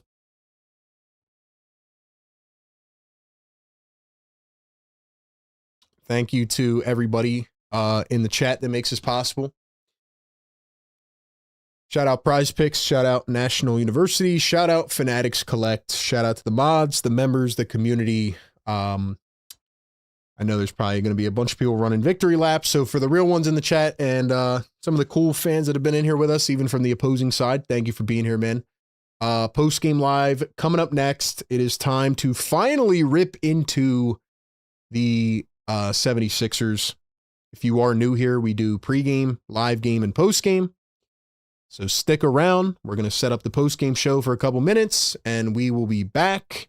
Then I can finally get the rants off my chest that I've been waiting to get off, because right now it feels like I have been punched in the face and just been waiting to get knocked out. But now I can finally get it off my chest. So I'm going to do that. And guess what? For the trolls in the chat, after I do that, you know what I'm going to do? I'm going to have a great night. I'm going to enjoy my night. Maybe not as much as if the Sixers won, but no matter who you are, man, you continue to help grow our community. Shout out to the best community in the world. Yeah, 24 threes for the Celtics. Insane. Sixers had no energy. We will talk about it. On the other side, if you're taking calls, says Fredo, I'm giving you a generational rant. I don't know if I can even take calls tonight, bro. I don't know if I can. I don't know. I got to think about it. I got to see. I'm just frustrated, and I got to get it off my chest, man. I got to get it off my chest. $5 Super Chat, AP. Knicks were built specifically for Boston. Listen, AP, I appreciate you in the chat, and I know you're a diehard Knicks fan. I just, right now, in this current moment, I don't care. No offense to you. I'm super mad at the 76ers.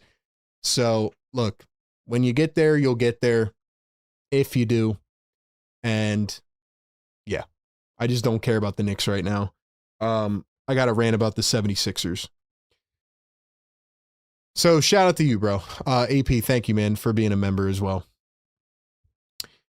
All right, guys. Be back in a few minutes, and then we will get the generational rant going. And I'm going to tell you guys right now, one thing before we do that. I'm going to tell you guys right now, this will be the rant tonight. Tuesday night, we're going to watch the game, cover the game, but tonight will be the fiery, I don't even know if I can call it fiery, but just the emotion. Like, I got to get it off my chest. Got to get it off my chest, man. $2 Super Chat, Philly for life. Boston's going to slap the Knicks, my dude. Like I said, I'll leave that up to y'all, man. All right, guys, we will be back in just a few minutes. Don't go anywhere. Sixers post-game live. Coming up next, Sixers get blasted 128-96 in Game 4. And we will talk about it all on the flip side. Postgame live show coming up next.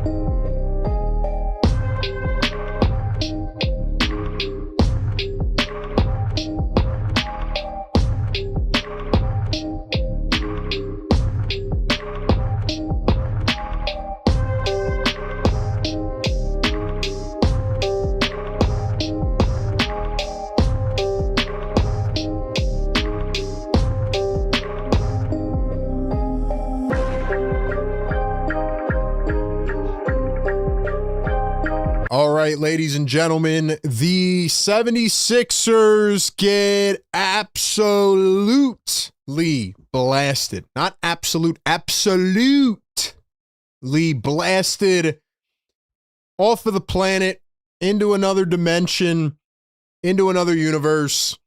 And as they say, a leopard can't change its spots. The 76ers got absolutely embarrassed. They got pantsed. They got kicked in the face, and they didn't do anything about it. And this is the 76ers post-game live show presented by Prize Picks, where we have done it all season long. Our game day show, pregame, live game, postgame. It's pretty crazy getting to cover these games in real time, getting to experience it live, getting to feel it, and then analyze and react. And during the entire game, I felt numb. I felt depleted, destroyed, and I kind of came back down to earth. But I was kind of just saving myself for this post-game show. So I've decided over the last few minutes that I am going to give my opening soliloquy. I'm going to talk about a couple things, minor things. And then I think if things go well, if I don't want to get out of here and go do something else productive with my life, that I will take a few phone calls and let the people rant. Because, ladies and gentlemen, this series is over. Tonight was the final nail in the coffin. This was the dagger.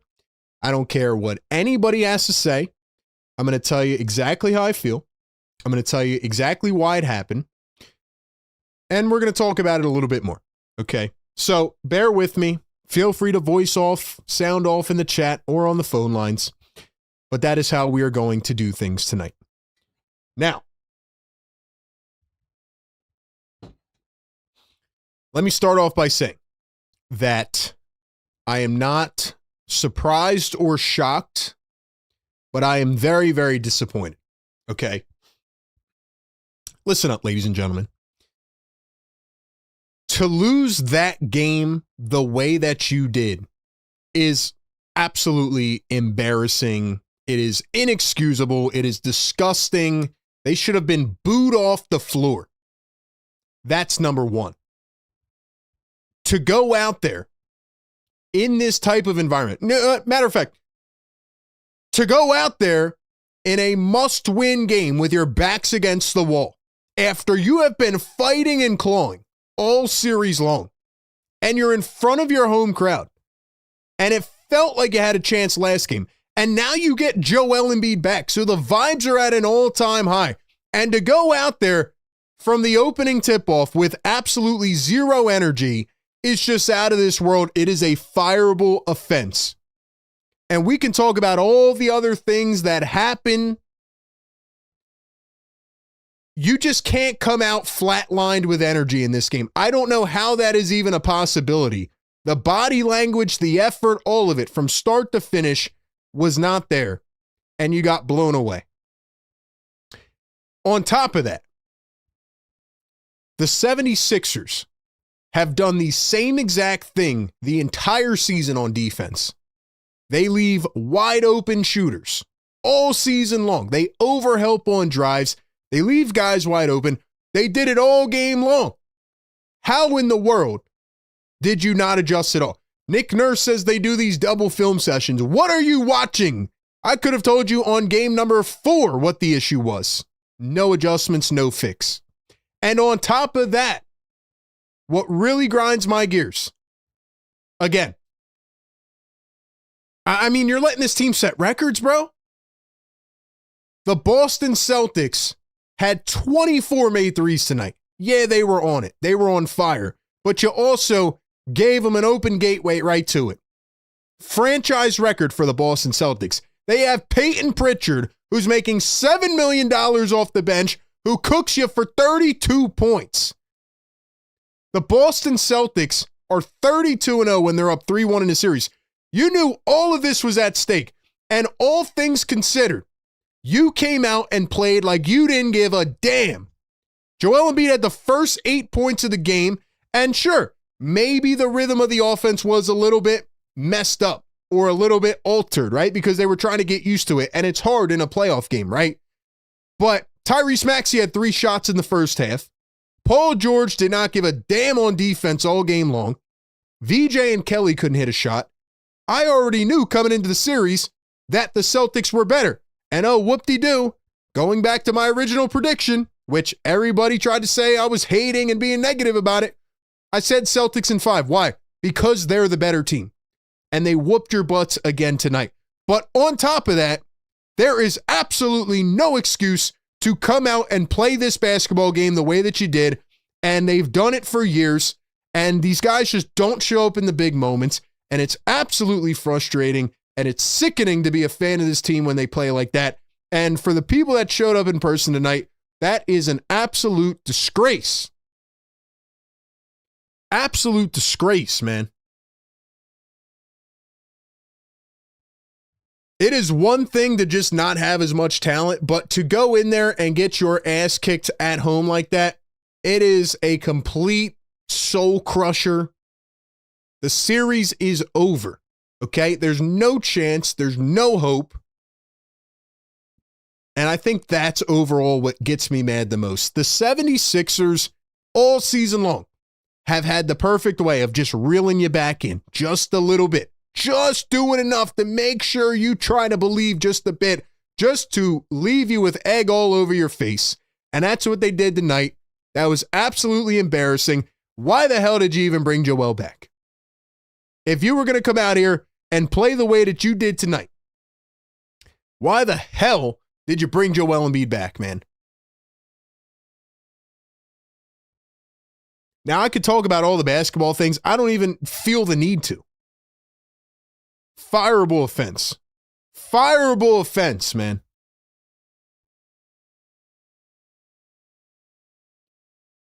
You guys all played like losers tonight, man. No effort, no heart.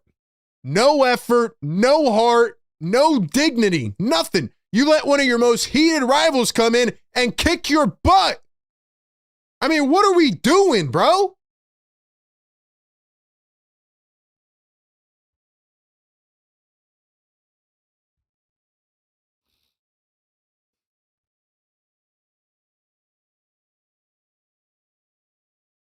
I am ready for the 76ers to get young athletic players. I am ready for the 76ers to get 21-year-old rookie contract feisty players that can all shoot the ball. Let's go 10 deep on the roster. Everybody can shoot. Everybody can play 1,000 miles an hour. I'm ready for it. Did you see the level of detail and execution by the Boston Celtics? They were literally bullying you. That's what really gets me mad, bro. You did not adjust at all. You did not make any adjustments. All the Celtics did from the opening tip-off was the same thing that they come into every game with. We're going to pass it around to every shooter, and we're going to wait till we get the open shot. And you dumbasses continue to throw three guys at a shooter or a driver and leave a shooter wide open. You cannot do that against the Boston Celtics.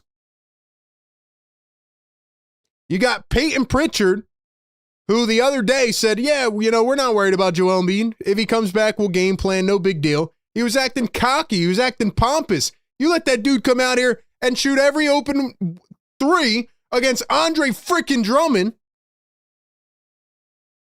You let that man cook your entire building.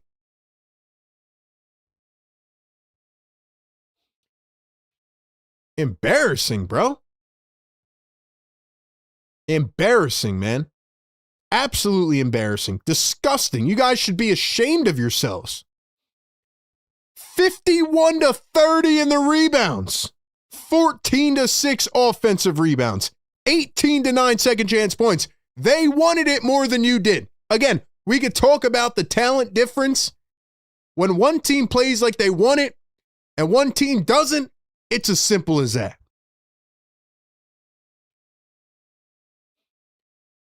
There was a play in this game where Jaylen Brown drove into three guys and three guys crashed at him.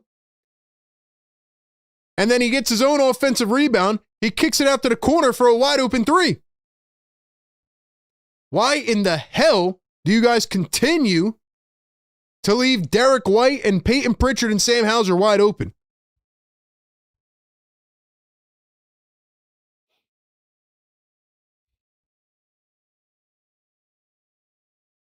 Tatum and Brown didn't even play well in the first half. Tatum and Brown did not play well at all in the first half. They played great in the second half, but the Celtics were still beating you by 17 at halftime. Nick Nurse is an idiot in this game. I'm sorry, he is. I like Nick Nurse, but tonight he was an idiot once again. The guy watches the Celtics go on two big runs in the first quarter, doesn't call a timeout. Just the first instance where the Sixers get a little bit of momentum, Joe Mazzulla's like, timeout. And then Nick Nurse has the balls to sit there on the bench the entire game, yapping at the officials. We got Nick Nurse stands in the chat saying, oh, well, you're mad when he says something, you're mad when he doesn't. Stop yelling at the officials and yell at your team. Your team sucks on defense. They play like wimps. And you're yelling at the officials down by 30? Come on, man.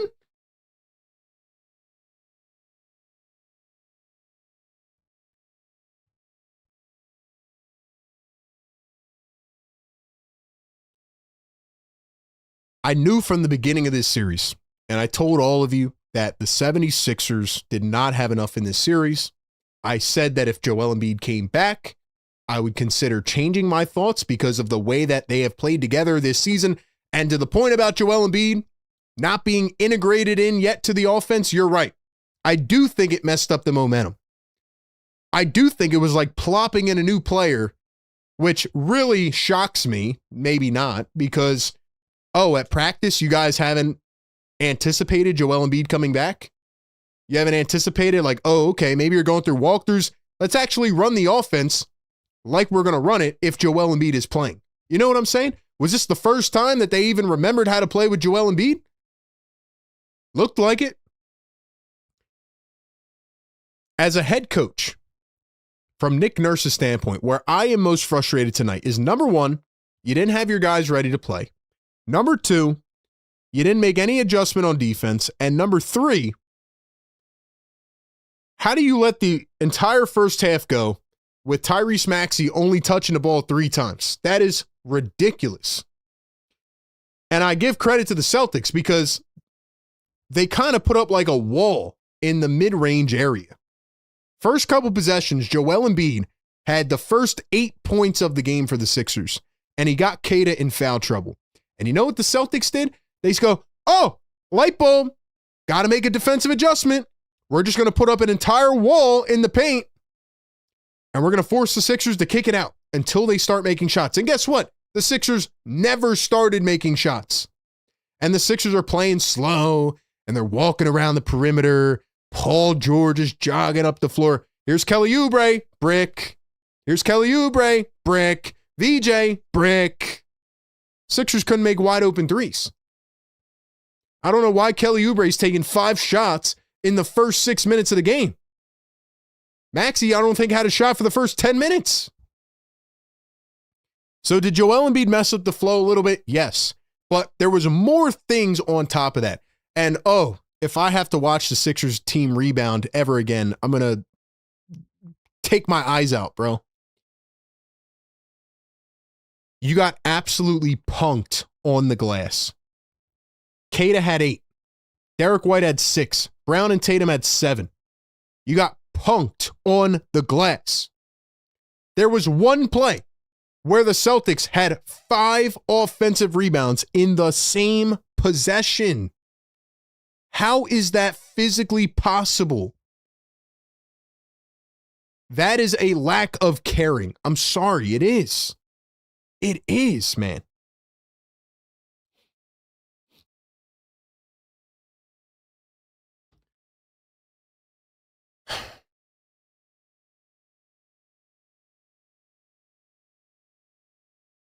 Look, at the end of the day, man, the series is over. Sixers have no chance. 0. For a multitude of things. But you got to peel back the layers, man. The Boston Celtics have great depth.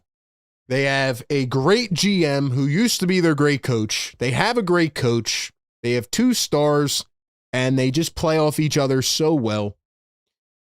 And they have an owner that wants to win. The 76ers have an owner that ducked the tax at the deadline. And instead of improving this team, by the way, for the Sixers fans to say, oh, well, nobody was out there to trade for. Ayo Dosunmu yesterday had 43 points off of the bench for Minnesota. 43. Guess what? They got him for nothing. The Sixers thought it was a brilliant idea to subtract at the trade deadline instead of adding, and they got nobody. So at the end of the day, we should not be surprised because honestly, my gut feeling at the deadline was, well, season's cooked. But again, it goes back to the 76ers doing this thing where they just really in just a little bit, just enough. So I look at game 5 on Tuesday, the goal, the objective, don't get blown out. Even if they came out and they won by 40, you're not pulling me back in again because this series is done. There's no shot. It is time to start looking towards the future. What do? Well, they'll probably get rid of the coach. Are they going to keep the GM? Are they going to keep the same ownership group? Probably, which means you have to find someone that will override that and will get the right players on this team. As much as I hate the Celtics, I'm watching them have 10 guys that can shoot from anywhere on the floor. They're playing so fast, quick ball screens, quick touch passes, and they're going to keep doing that. That is where the league is at right now. Guys that can do it on both sides, 2-way players, 3-point chuckers. Every guy on the Celtics can knock down threes and can defend and is a lengthy wing, is versatile, can defend 3 positions, and doesn't matter. They just go into every game and they do the same thing, same philosophy, and it works or it doesn't. It usually does work. I am so tired of getting to this point. And if you're going to say, well, you know, you can't get rid of Joel Embiid because of the contract, because of the, because of what he's done for the team. How many iterations of this are we going to try? How many iterations are we going to try? We got a $53 million role player in Paul George. Peyton Pritchard made $7 million this year. I am ready to watch the 76ers with a bunch of quick, young, athletic players that will move the ball 1,000 miles an hour and can all shoot from everywhere and are just going to play hard. And I guess just at the end of the day, the fact that usually your top guys don't show up in the big games or the big moments, like how much more motivation did you need tonight? That's my biggest takeaway. That was embarrassing. You didn't just lose, you got smacked.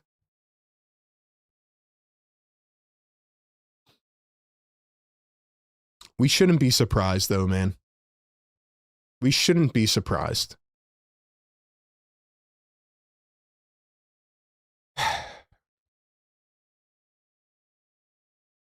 That's all I got on this game, man. This was absolutely backbreaking. This was just demoralizing to watch as a Sixers fan. And you know where every Sixers fan's head went tonight? They're like, oh, here we go again. They fooled us again. Same old thing. Same old thing, man. Tyrese Maxey having 3 shots in the first half is absolutely pathetic. Paul George was pathetic tonight. Joel tried to get in a rhythm, but didn't really get going. Oubre was atrocious. VJ was atrocious. Quentin Grimes, I would be cool with sitting Grimes next game. He had 12 tonight, but just tired of watching him play. And yeah, Drummond got hurt. Bona came in. Nobody did anything. It felt like the Celtics were on triple speed the entire game. And like they were just straight up bullying you, bro. Like the Celtics would miss a 3 and they're like, oh, we're going to get the rebound anyway. Get a rebound, miss a 3. Oh, we're going to get a rebound anyway. And then we'll just keep passing it around till we get a foul or a shot. And then even the Sixers would come back and they would get a bucket. But you can't keep matching 3s with 2s. And the Sixers just felt like they were 60 points behind the entire game. It felt like they were 60 points behind the entire game. Last thing I'll say, Nick Nurse did not take anybody out, did not make any rotations, especially in the third quarter when guys were not playing well. You just felt the energy was so dead and lifeless. The crowd was quiet. Didn't make any adjustments, like didn't pull anybody else in. I would have put the third stringers in if they were going to play with more energy, man.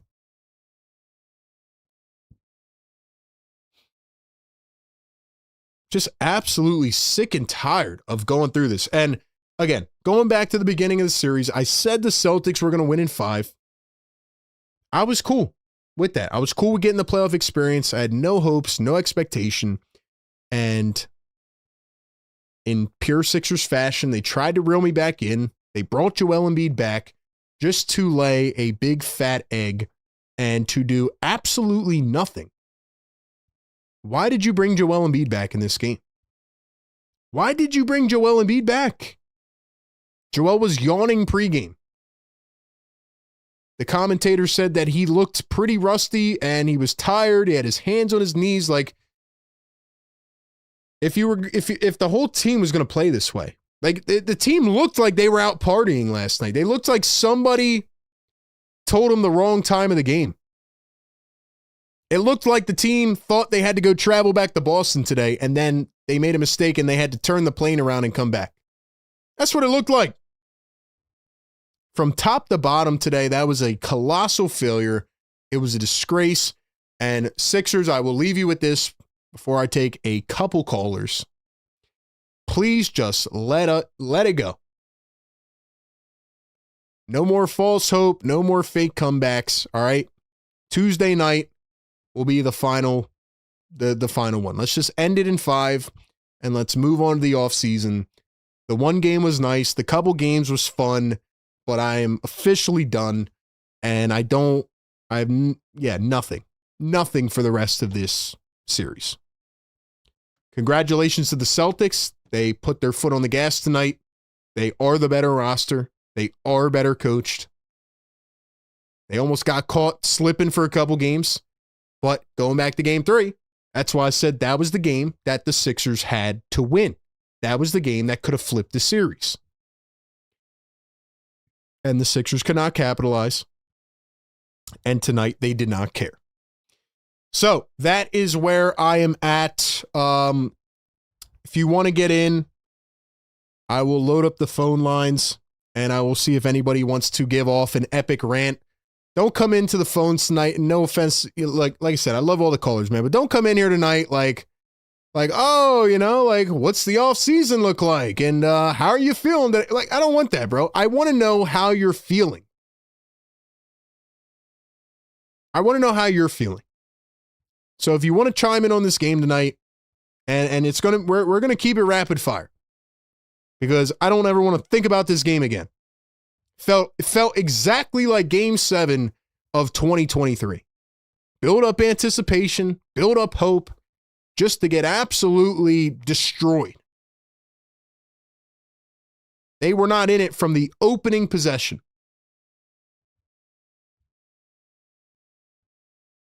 Absolutely disgraceful, man.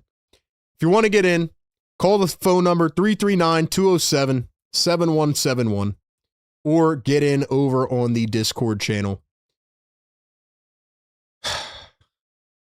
Shall we do player of the game? I mean, I think we already know who it is, but who's your player of the game? And drop in the chat who or what is the one biggest thing that I guess you are. I mean, I don't mean to just limit it to one thing. But what is the one thing that you are most frustrated with from this game? Player of the game, no doubt about it, is Peyton Pritchard. 100%. And credit to him. I called him cocky and pompous last game. And for him to come out here and stand on business, man, I got to give him credit. I liked him in the 2020 draft, and he, it's inevitable. He's a guy that you knew was going to go to the Boston Celtics and would be a Sixers killer, and there he is. All right, guys. We got a ton of people lining up on the phones. We're going to try to take as many as we can. Take a few, all right? I can only promise a few. But please don't come in here with the, like I said, hey, how's your day going, What'd you do this morning? No, I want to know how the hell you are feeling, because I am so disgusted, bro. I am sick. All right. I promise we'll get to some of the calls. Real quick, got to give a shout out, though, to the partners of the show over at Prize Picks. Ladies and gentlemen, if you are a Celtics fan and you were on Prize Picks today, you probably had an amazing, amazing day. There's no better way to cash in if you're right on high-flying hoops action than with Prize Picks, America's #1 sports picks app. Every bucket, every dime, every win means more when you're playing on Prize Picks. With the playoffs here, you can build lineups with multiple sports, especially in the NBA, multiple player parlays, and you got to check out their team picks markets. If you're a Celtics fan tonight, like I said, you had a great, wonderful night because you could have cashed in on all the bucks tonight, plus with your own team absolutely destroying the 76ers. Throw it in your group chat. You'll see. It'll start blowing up, man.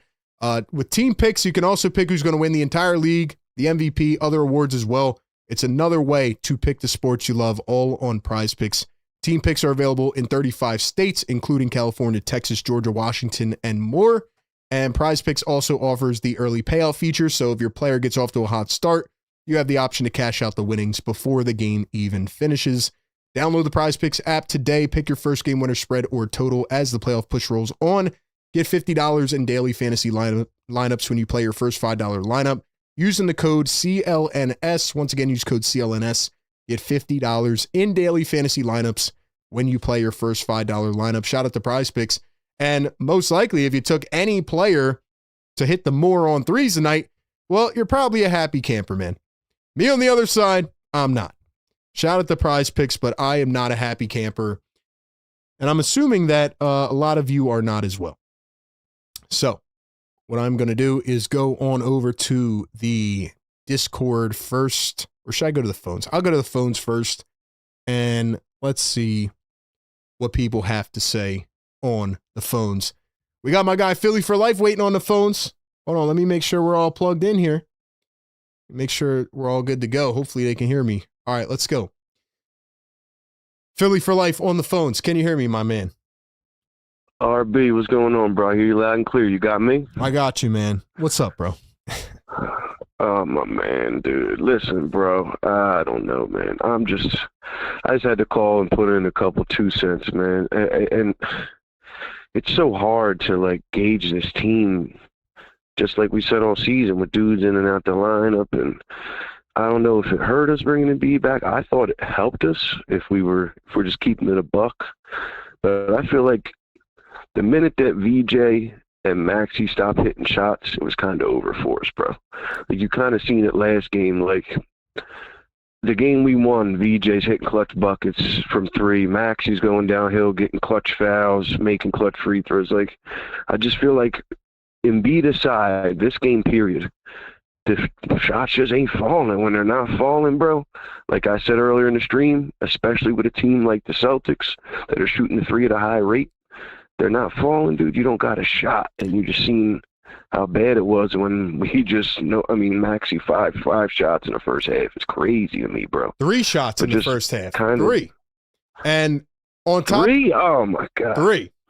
And there was actually, I just saw a quote after the game. He said it himself. He said it's absolutely unacceptable. Yeah, it is unacceptable.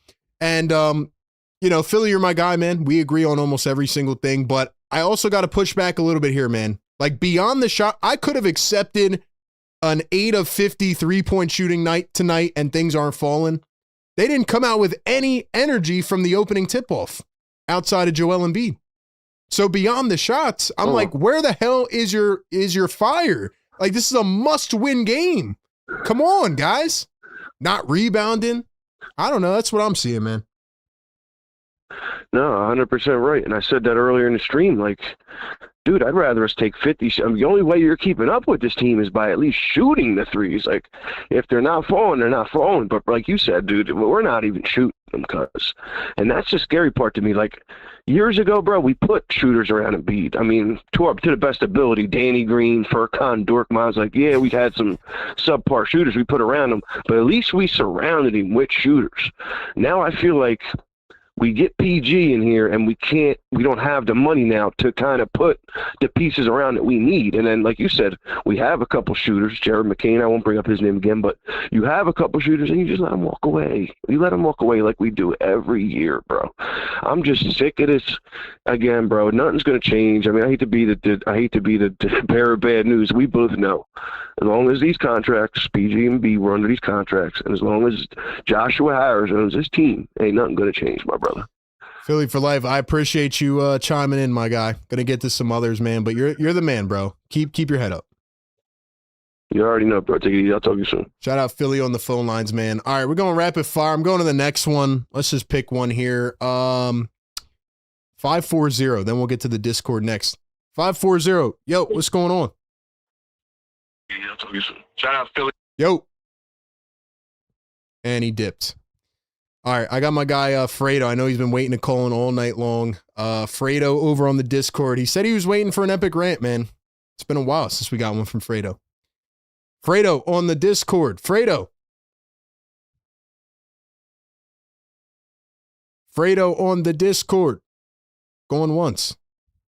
Going twice. Yo. Fredo, can you hear me? Yeah, I can hear you. You got me good? I got you, man. What's up? It is disappointing. I know you didn't take any calls Friday, but I was saying to myself, Game 3 is a must-win because then we can afford to lose a Game 4.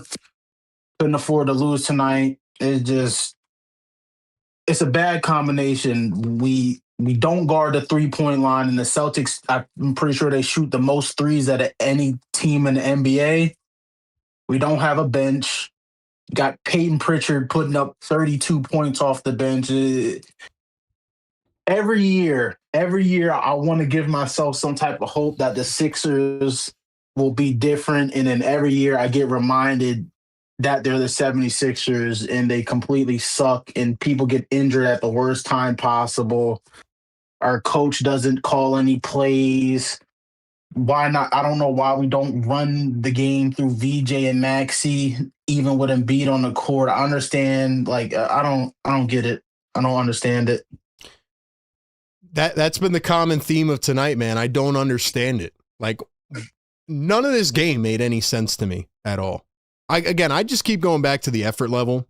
Do you think that, they gave any effort or were they just not good enough? I think it was a They combination. didn't show any effort. I didn't see They any didn't show effort at any all, effort. man.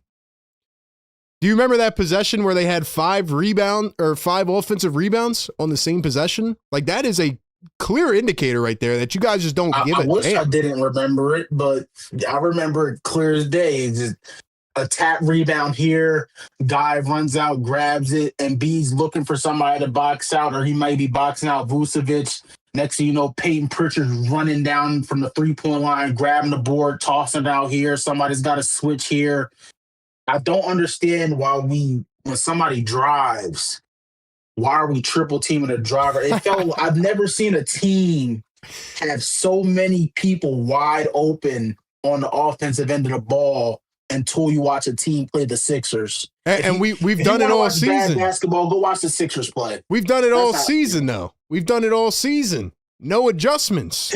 That's what I'm saying. I've been saying this every game, bro.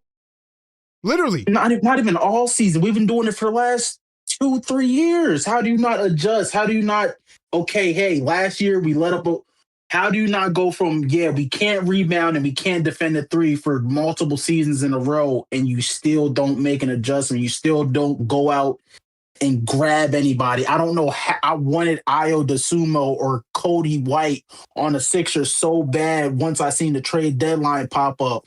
They didn't take him. Ayo DeSumo just put up 43 points last night when Anthony Edwards hyperextended his knee. Somebody stepped up. We have nobody on the bench to step up for the Sixers. I don't want to see Quentin Grimes in a Sixers uniform ever again after Tuesday, because I don't think they win that game. Nah, they're I'm done. frustrated. Man. They're done. Fredo, I appreciate you calling in, my man. Good stuff, bro. No problem, RJ. Shout out Fredo, man. He's been tapping in all season long.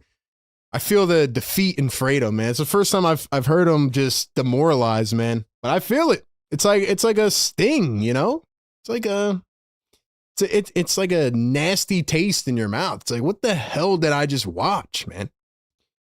All right, let's go back to the phones. A guy called back in. I think he dropped before. Let's see if he's on here now.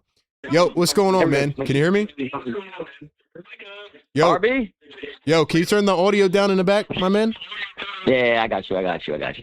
All right. So, first of all, we should have not played Joel tonight. You know what I mean? Like, think about it. For that second game, we won straight off of our young core. Third game, we cut it down to the wire. We knew what it was. It's time for Joel to just either – we know he's not going to come off the bench, but just restricted minutes. Why? Maxey only shot the ball twice or 3 times, bro, in the first half. Well, How? that's my thing, though, man. Like, even if Joel plays, which, again, you're not going to sit Joel if he's healthy, but if he does play, then, like, how do you not establish that identity early in the game? Like, get Maxey the ball, man. Run a play or two.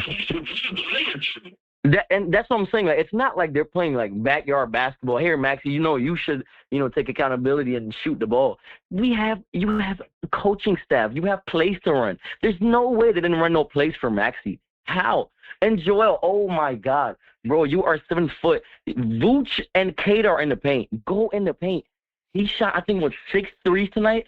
Get your big butt in the paint, bro, please. And he did it. He did it the first couple minutes, and the Celtics made one adjustment, and that was enough for them to just settle for jumpers the entire game.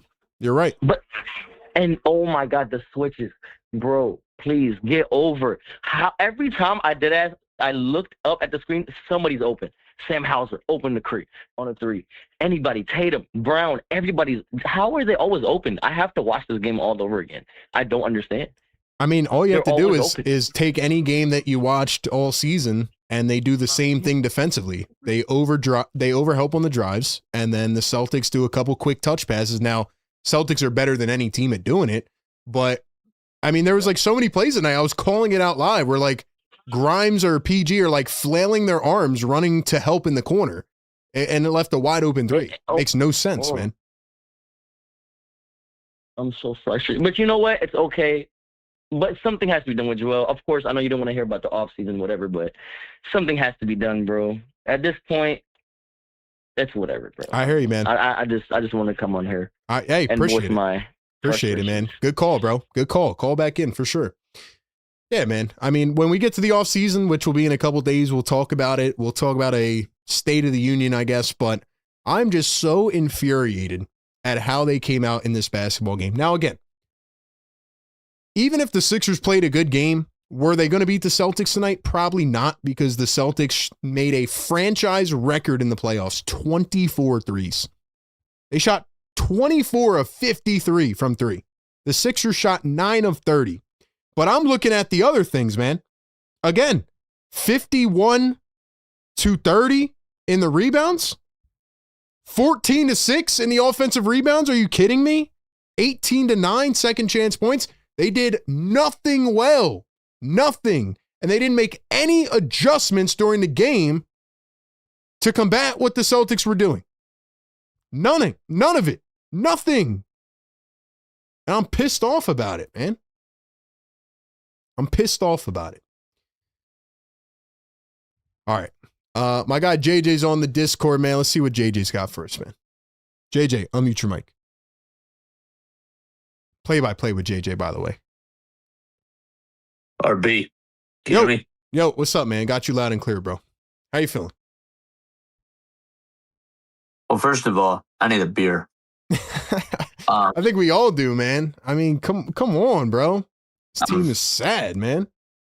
I'm ready to go out, dude. RB, I wanted to ask you because I didn't pencil in the Philadelphia Phillies playing a doubleheader today. I thought that the Philadelphia 76ers were supposed to play tonight. These teams are painful, man. It was just like the Phillies, man. Nobody cares about the Phillies because they're doing the same things. You know what I mean? And everybody got their hopes up, and the Sixers laid an egg. I mean, come on, man. Oh, I'm not mad. RB, I'm not mad that they lost this game. I'm mad about the fact that they just didn't show any sort of energy at the beginning, just like what you said. I'm watching this team getting out-rebounded on Boston's offensive glass, 8-0, and I'm watching a possession where Peyton Pritchard is just out-rebounding Joel Embiid, and then I see on like the very next shot, like Derek White takes a three, and Peyton Pritchard gets another rebound, and that whole possession led to Nikola Vucevic shooting 2 free throws, and he missed both of them. But that to me was literally the definition of the game because they just out-rebounded us left and right. And while Boston has the better team and while Boston has more talent, rebounding is all about effort. And all 100%. I asked in this series was for the Philadelphia 76ers to just give you effort every single game. They did that in game 2. They did that in game 3.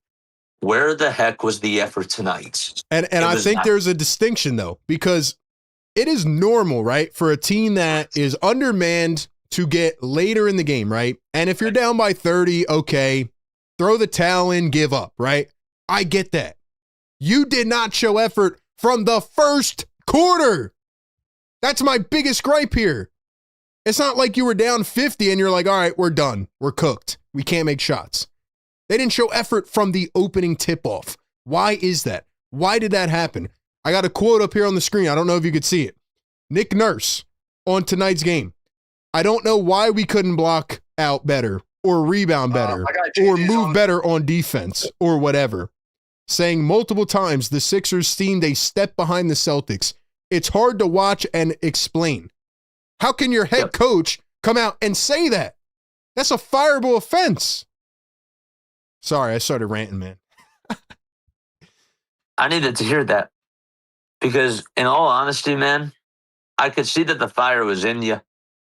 And I was like, it's just a matter of time until the beast is unleashed.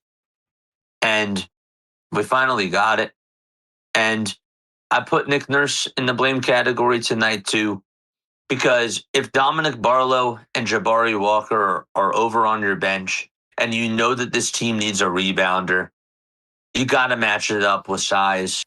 And not only that, but you also have to understand, too, that if these guys are not executing, if Tyrese Maxey is only getting you 0 field goal attempts, only 0, I put that in quotation marks, in the first 8 minutes of the game, something has to change.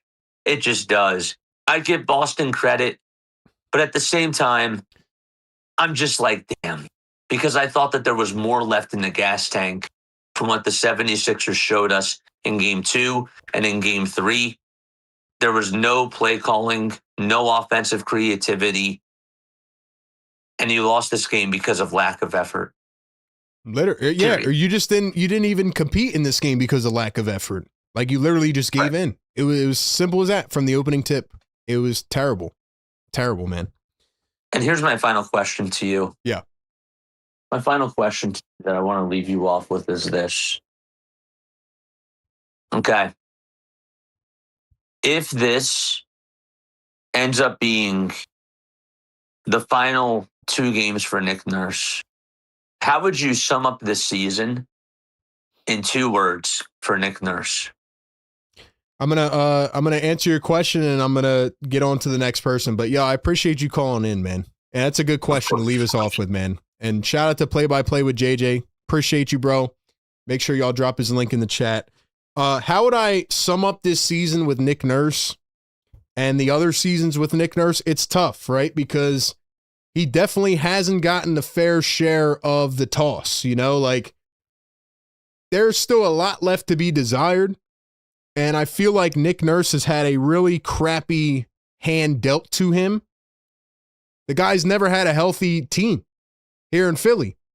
But I always say, especially in basketball, when you're undermanned and you're down a guy or two, that's when you really find out who your coach is and how good he is. Joe Mazzulla, on the other side, has been coaching all season, mostly without Jason Tatum. They got rid of Drew Holiday. They got rid of Porzingis and Horford and Simons at the deadline. And they're pulling in dudes like Jordan Walsh and Baylor Shireman. And they win 56 freaking games. And they shoot 24 threes in this game. Would a Nick Nurse team ever do that? No. Now, obviously, the roster has to be more talented. But in terms of Nick Nurse, has he had a fair share? No. But he also has not elevated any of the talent.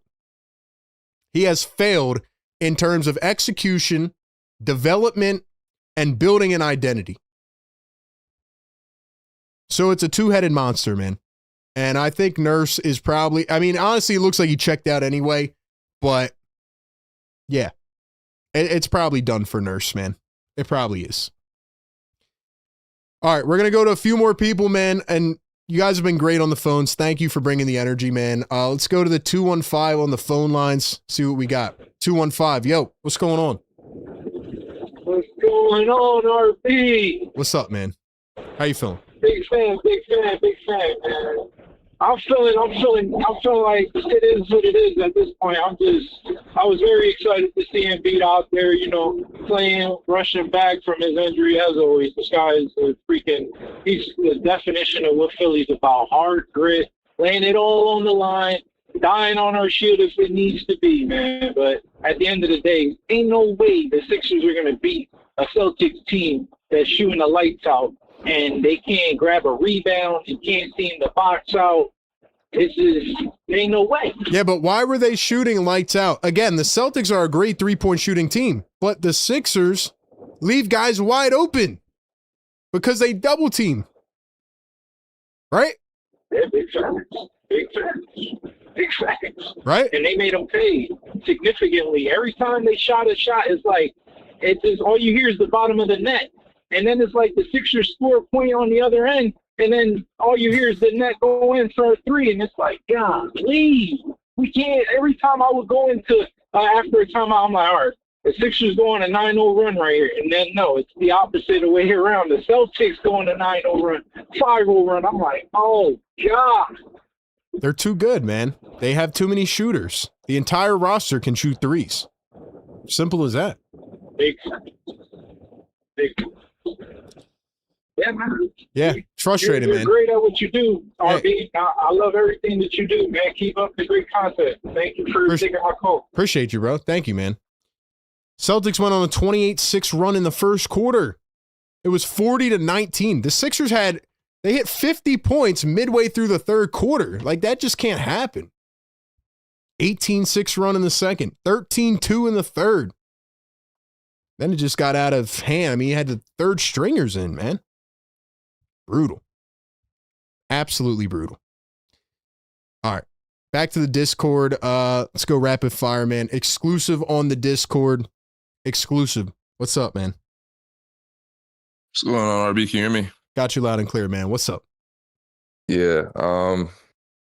Realistically, I feel like by now everyone's probably said what I was going to say, but I think you got to look at the other side of the ball tonight more than anything else, to be honest. When I say other side, I mean defensive side. Because, like you said, you talked about effort, right? You can't really get into anything if the other team's just scoring at will, right? If you look at what we were doing, there's a few instances where, for one thing I started to notice as well is that we have some guys on the team there's certain rotations that occur where I guess the weak side guard is anticipating like a cross-court pass or a steal. And that in itself sometimes works us into like these 5-on-4 late rotations as well, which I started to notice that today and actually a few games ago that's been happening. So you have that going on, right? And then you have other instances where some of the rotations tonight too were quite interesting. I don't remember who for who, but when Pritchard started getting going, they were specifically I don't know who we subbed in, but all Missoula had them run was double screens up top, which ultimately opened up Pritchard to start getting to get going. And Pritchard's a microwave, right? If you let him get hot early, he's going to do exactly what he just did, right? And then if he's doing what he did, the whole team feeds into that, right? They're just going to let it fly, right? They're just going to feel a lot more confident about how they're playing. That's I guess maybe could be a game within the game, right? So you have that going on, and then the last thing is. I think everyone's probably talked about it at this point. It's like having the effort to kind of crash the glass or box out for that matter, right? There's too many times I feel like where, you've worked hard defensively. Let's say you are stopping the Celtics and you're not necessarily you're not closing the deal by crashing the glass and boxing out. That's the last part of the whole equation. Play great defense. You got to box out, grab a board and get to it on the other end, right? But I think that's lack of effort, man. I think rebounding can be attributed to effort. And again, I'm not trying to sit here and just make it sound like, like everything is just straight up effort. I think that's just what I focus on most because the Celtics are the more talented team. But with everything at stake tonight, with Joel coming back, with the way that you battled in the last couple games, it just felt like, okay, like, you can give this team a run for their money. You saw what they did all season in the matchups, and they just were flat on their face the entire game. But you're right. There's definitely a lot more like strategy that goes into it. But I'm trying to figure out how, like, I was watching the dudes walk up the floor, like Paul George.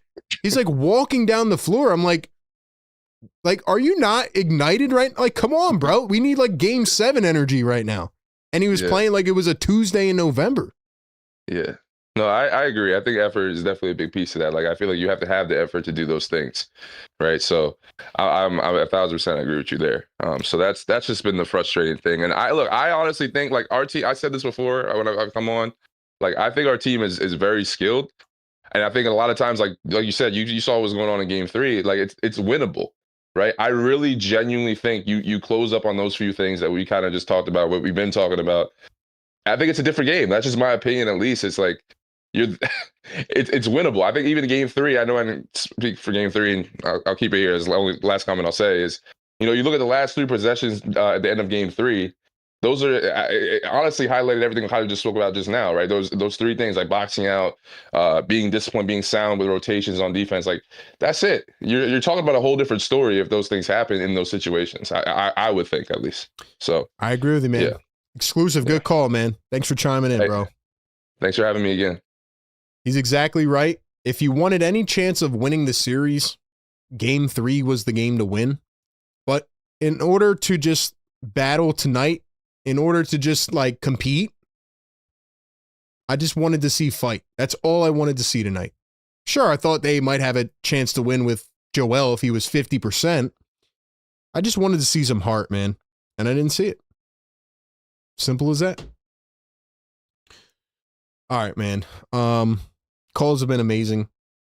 We got it. All right, we'll get to Cool J, man. Cool J's been waiting on here. We'll get Cool J one more in here, and then we'll wrap it up. But I'll give like my final rant as we look forward. But I'm pissed off after this game. I don't want to think about it ever again. Cool J on the Discord. Yo, Cool J. Yo, RB. What's up, man? What you got? Whew.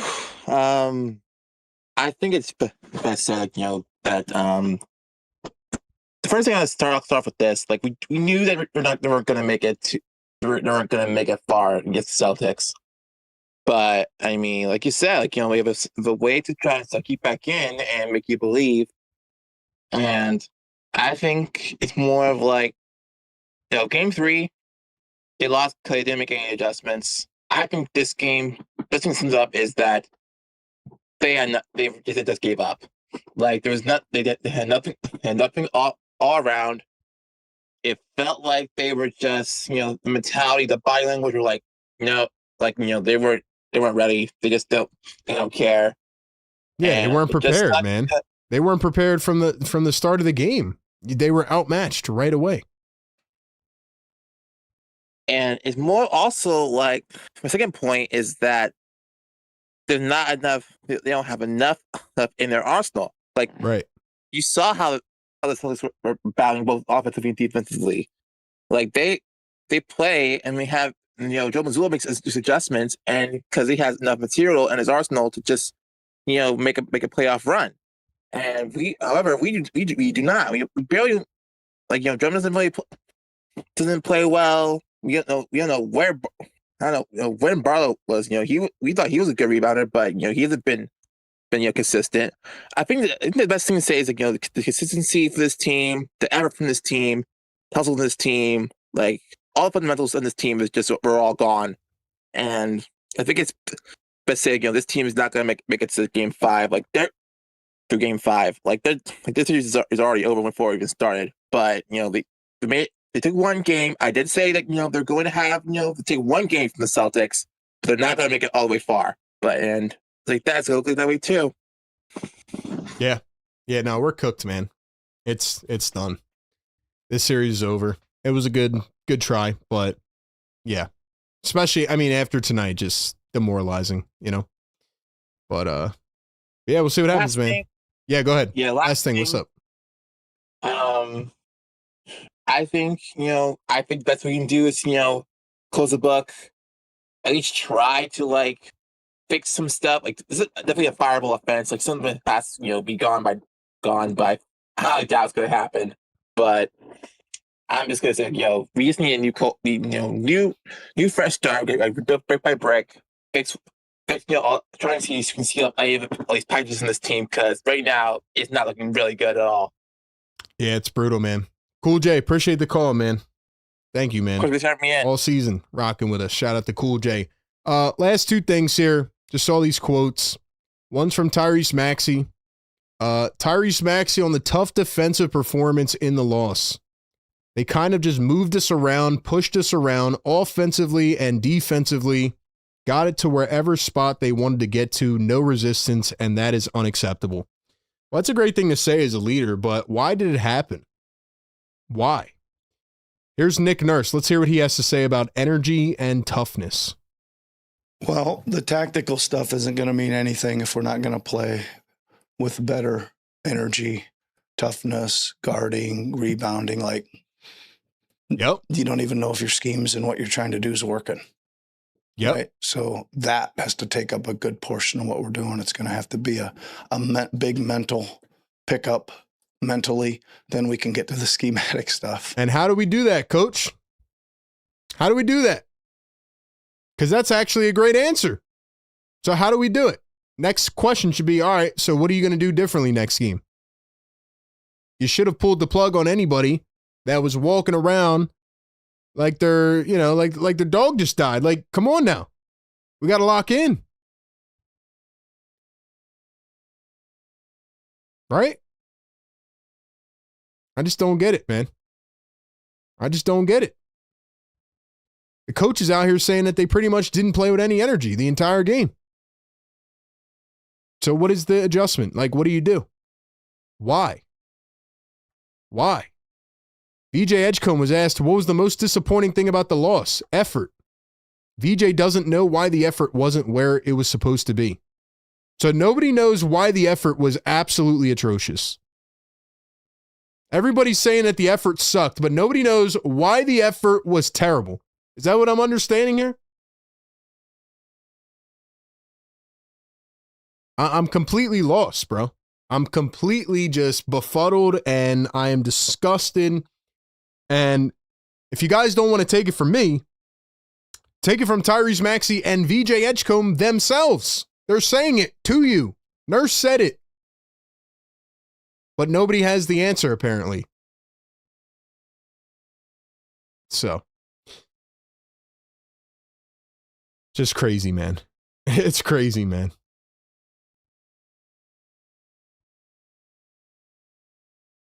Dear Batter Gummy Shark, what's up? Says my entire Sixers future hangs on the draft 26, 7, 8, 9, 30, 31. Play-by-play with JJ says, how do we even do that? It's crazy. Crazy. Ben says Nick has a chip. Ben, are you a Nick Nurse stan, dude? You've been defending this dude all night like he did something. He's over there on his fake clipboard drawing up plays, and we didn't even run a play. Ben's a Nick Nurse stan. I don't know how anybody can be stans of anybody at this point. I don't know. I don't know, man. Tonight was absolutely terrible. And there was no energy. And there was nothing. That's what this game was. And the difference on Tuesday night will be, funny enough, in Sixers fashion. Maybe they'll come out and sneak out a win in Boston just to prolong and, you know, let the long dying death persist. But we know what the outcome is, man. Simple as that. Simple as that. Why was the effort so bad tonight? I think it has to be a valid question, and nobody knows the answer. Matter of fact, I just saw this tweet here in the Discord. Shout out to our guy Exclusive. Peyton Pritchard on Joel Embiid being activated shortly before tip-off tonight. We made a small adjustment before the game, but we didn't talk about it at all. These dudes are pretty much saying, you're not even in our class. You're not even in our league. We don't care.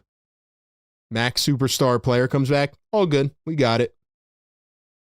Screw you, Peyton Pritchard. Screw you, man. I hate you. Anyway, man. That is where I'm at. Sixers get absolutely blasted, 128-96. I'm sick to my stomach, and I hate to feel this way, but I do.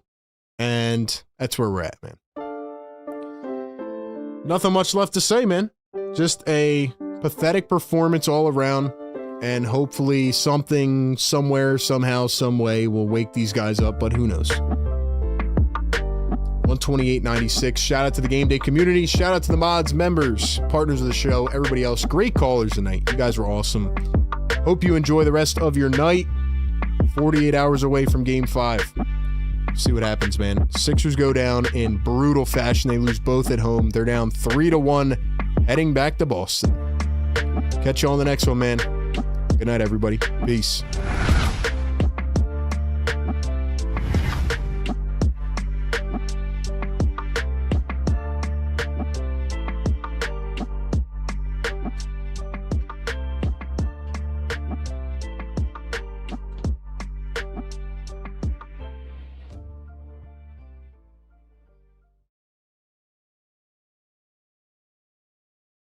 Goodbye.